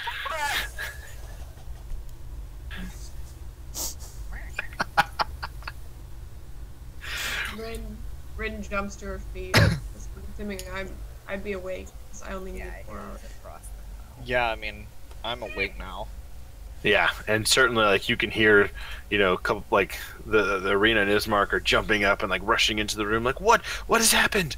And I'm still breathing heavy, but by now I've grabbed my axes and stood up for a second. Yeah, but nothing seems amiss, now that you're awake, and, you certainly don't notice any of the things you noticed in your dream. So I start calming down and sheath my axes. Very nice. And apologize. And that's it. Not going to explain myself, just say sorry. All right. All right, and so it's just a little bit before dawn, as Ismark will come around and come this time. I must take my father's body to the church so that he may be buried and we can leave. If we do not complete our task soon, we will run out of light before we reach Vallaki.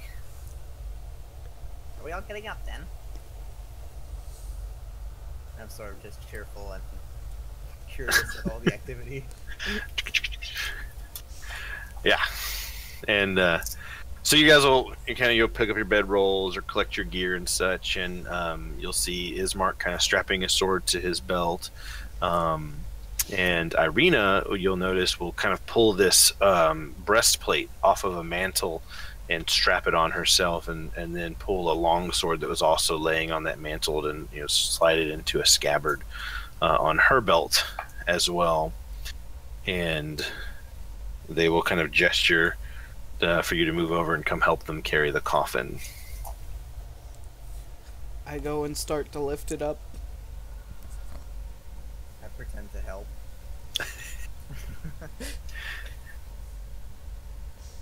Rin will help. All right. Is Golan back? Yes. Okay, I just didn't know if you were going to help or not. Yeah. Okay, yeah. And with all of you helping, it's easy enough to lift it up in the coffin and carry it outside. And so you'll carry it outside just as the first kind of gray daylight is beginning to show. Again, think of a very, very overcast kind of day. And as you guys get outside, you start trudging up the street. You can kind of just feel the slightest of drops of rain as it starts to very lightly drizzle.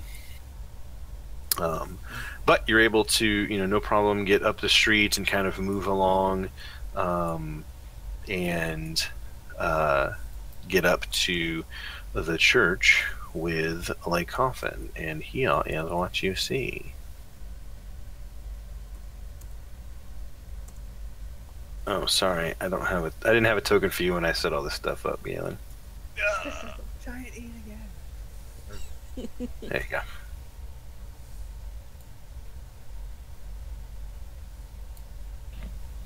All right, and so this is what you can see. So as you get here, you can kind of see atop this slight rise against the roots of the pillar stone that supports Castle Ravenloft, stands this gray, sagging edifice of stone and wood. And the church has obviously weathered the assaults of evil for centuries on end and is worn and weary. And there's a bell tower that rises toward the back, and there's flickering lights that shine through the holes in the shingled roof, and the rafters kind of strain feebly against their load. And Ismark and Irina would certainly kind of, kind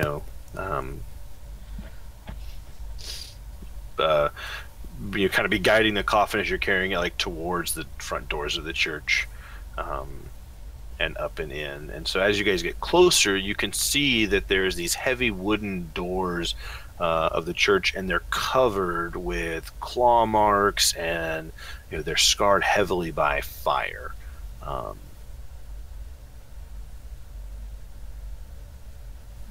But they are a little bit ajar, so you could easily step inside. Okay, yeah, since everybody's carrying the big heavy coffin, my guy's probably just stepping on ahead. Okay. So if you move ahead, you could see that, so. Yeah, so you can do this, as long as the door's open or openable, he's just gonna make his way on that way. Yeah, you can totally open it, no problem. Hello. Can you see that guy?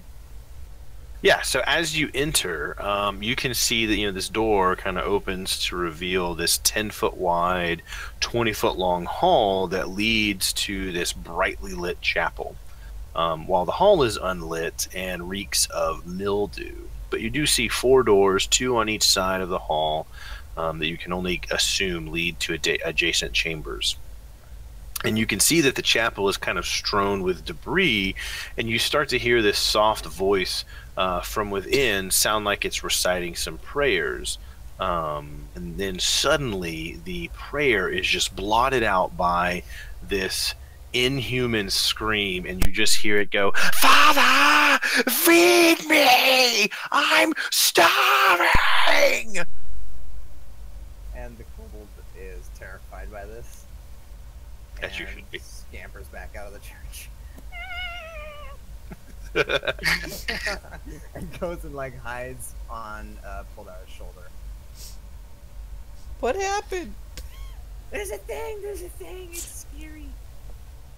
And I cower behind her. Should we set the coffin down and go check that out before we take him in? And Irina and Ismark will kind of just nod at you, perhaps that is best. Okay. And you'll set it down outside, and it'll be easy enough for you to do that.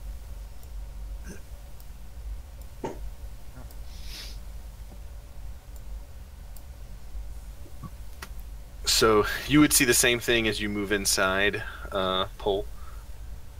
And I imagine Saul's hiding behind your skirt. I mean, I'm just clinging on her back, so wherever she goes, I'm unfortunately going, much as I don't want to go back in there. And no! Ren and Golan, are you guys staying outside? No, I'm gonna go inside.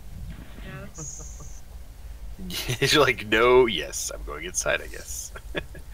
All right, so yeah, as you guys move in, you would see the same thing that everybody else is seeing, but Paul, as you get closer to the main area there, you can kind of see that the chapel is just shambles. I mean, it's overturned and broken pews. There's, dusty floors. There's dozens of candles mounted in candlesticks and candelabras that light every dusty corner in what appears to be this fervent attempt to rid the chapel of any shadows. And at the far end of the church, you can see there is sitting a claw-scarred altar, behind which you now see the source of the voice is a priest in these soiled vestments, and next to him is hanging this long, thick rope that stretches up into the bell tower. And once again, you just hear this voice, "Father!" I just cling tighter to her shoulder. Hello? And the priest, kind of a little startled a little bit, will kind of whip around to regard you, and in a very hoarse, kind of, soft voice, "What are you doing here?" We came to bury the Burgermeister. "The Burgermeister is dead. I did not know. Where are his adoptive children?" They're outside with the coffin. What the hell is that screaming? And I sort of clamp my hands over my head. It is my son. He is not well, that is all. That sounds a little more than not well. Have you tried him? What he desires, I dare not feed him. What do you mean?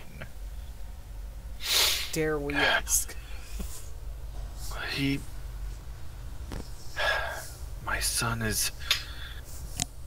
he has been corrupted by the devil's Strahd. Immediately, this flash of just burning hatred goes across Golan's face. He grabs the table leg. He's not your son anymore. No, please, he is still my son. I have prayed day and night since his return over a year ago that the Morning Lord or the Night Mistress would provide me with an answer to save his soul. It's just a matter of time. Their answer is going to be the same as for the rest of this land. No, Your son's been taken. All you can do now is put him out of his misery. You are wrong. He will get better. I will fix him. There is no fixing him. His soul has already left his body. Yeah, well, Sol is just not looking happy anymore. Yeah, well, he already wasn't, but he's just grasping his star. He also knows it must be done. I don't believe you. I think it's time that you should leave.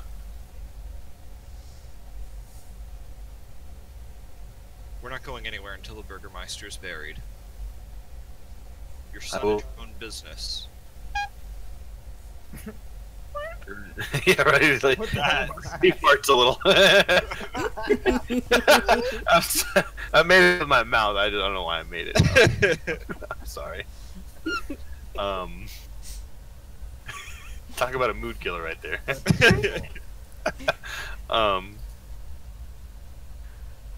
Court, I will honor the Burgermaster with a proper burial. But after that, you must promise to leave my son alone.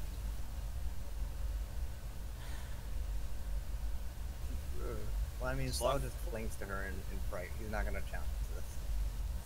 As long as your son remains here,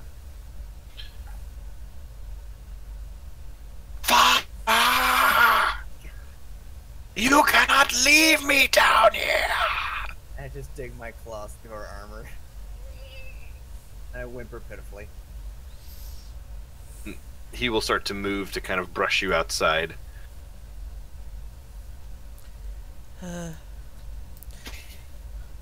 Fine, but you better make sure he doesn't hurt anyone. Been safely secured in the basement for over a year now. He is of no harm to anyone.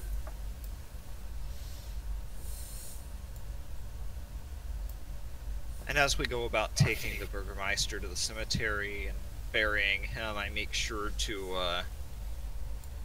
tell the priest in vivid detail about why I'm here and what happened to Golan's fiance and exactly what's at stake. If he allows a vampire to potentially run free. And he certainly has sympathy for your story and what you've been through, and offers condolences and such, but it's still very adamant that his son can be cured, and that he is secure in the undercroft of the church. So yeah, I mean, you guys, he would kind of take you out back and shoot you, and he would take you out back, and you can see, there's this, it's a wrought iron with this rusty gate that encloses this big plot of land behind a dilapidated church, and it's tightly packed gravestones shrouded by this fog that bear the names of souls long past, and all seems quiet. But you would go through a very nice ceremony. You guys have to dig a hole. It'd take you about an hour. He would certainly, say prayers over the Burgermeister's soul to the Morning Lord that hopefully would offer him safe passage and kind of consecrate it. And then you got to be able to bury him. Irina and Ismark would say their last respects. And it would, it's certainly a mournful time, but an oddly serene kind of thing to see them go through. Probably do a little blessing. Sure. And Ismark and Irina are certainly grateful for that. Rin would probably just utter more to herself than anything.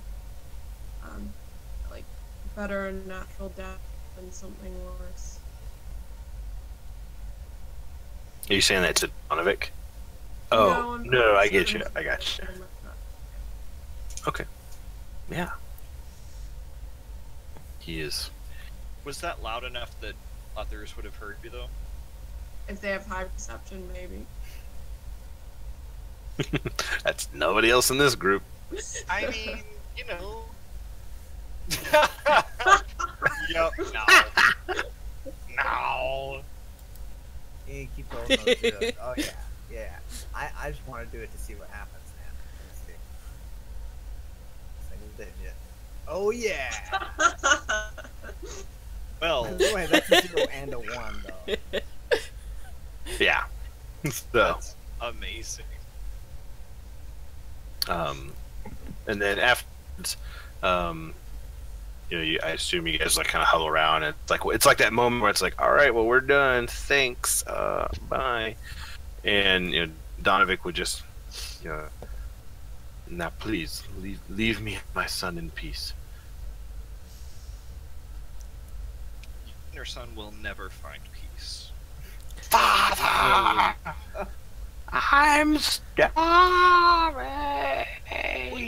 Him goats or something. I kind of want to pull him aside and tell him, I know it's hard for you, but if it were my son and he were in that kind of condition, I would probably choose to end his suffering. He does sound like he's in a lot of pain. Make a persuasion roll, Paul. Ooh.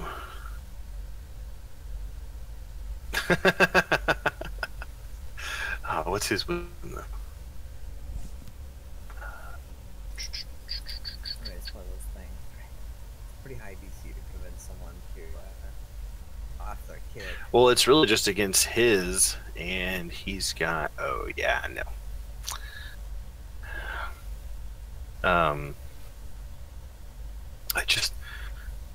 He is still my son. I could not bear the thought of him being gone. But look at him, he already is gone. I do not expect you to understand. His, None of these being tortured. I assure you, it is just the curse. The wretched mark left on him by Strahd. He is still in there. I have to believe it. It is the only thing that keeps me going. Alright. Well, I understand more than you think, but if that's what you think is best, I'll let you make the decision. Thank you. Father! Father! Seriously, try to feed him a goat. At this point, Golan actually kind of laughs derisively. Look what that peace you and your son are so looking forward to. Yeah, I'm sure it'll be great. Rin is just visibly creeped out, but as usual, silent. As usual, silent. But yeah. Like, out of character, my other character in my other campaign is a charismatic bard, so I'm used to doing like 90% of the social interaction. This is very difficult for me. You're like, I It's just okay, wanna... don't say anything. And oddly, I'm not used to doing the social interaction. There you go. Pulling Good. everybody out of their comfort zones a little bit. That's good. That's right. Trying things out. And Donovic will just respond to your comment. We will find our way. The Morning Lord will answer my prayers when he is ready. He sure will. I just sort of whisper to whoever is near me. Well, apparently hate is more like mildly dislikes. I'm sure it'll work out. Man, At this point, start walking. Rin sort of takes note of well, never mind actually. I forgot there was no sun. Yeah. Like, I'm just gonna go look. Father! So hungry! And as I walk away, my pace picks up a little bit. I shoot him one last sympathetic look and start walking with the others. Okay. All right. Well, it's so we're gonna go ahead and stop it there for this evening. We're about 20 minutes over. That's okay. So we will pick up from there next time with you guys leaving the church with Irina and Ismark and getting ready to leave Barovia. So you guys, let's see, how much is he worth? Oh, that's a good question. So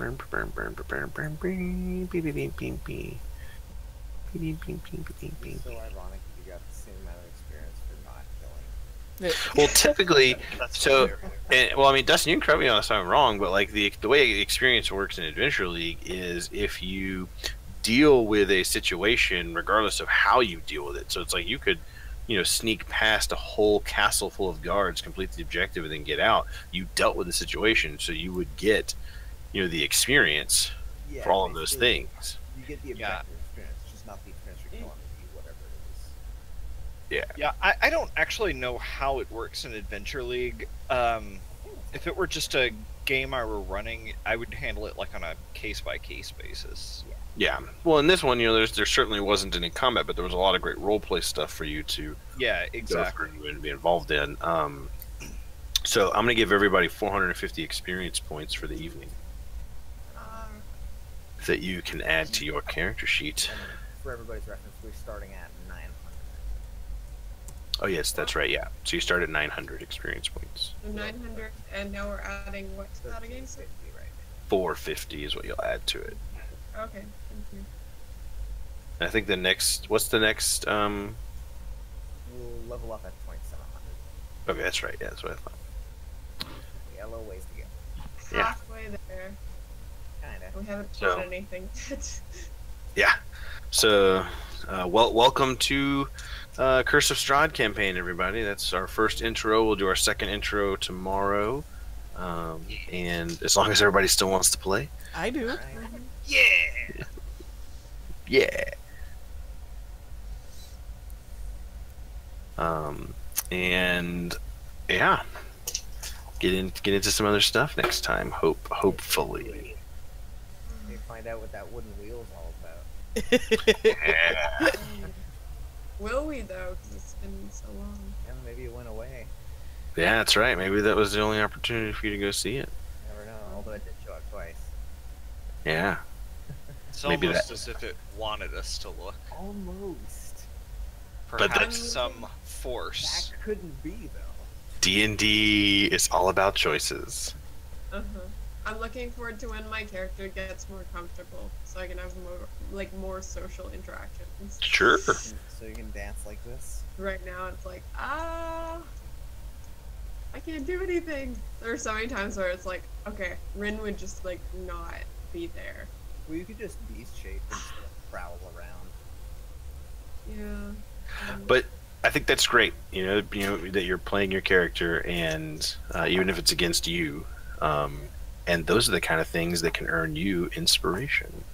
Alright. I know. Inspiration. And And I, it's also like frustrating because like people will be talking and I'll be like, oh, I have a question I want to ask, and like Rin would not ask that question because Rin would be like, I don't know you.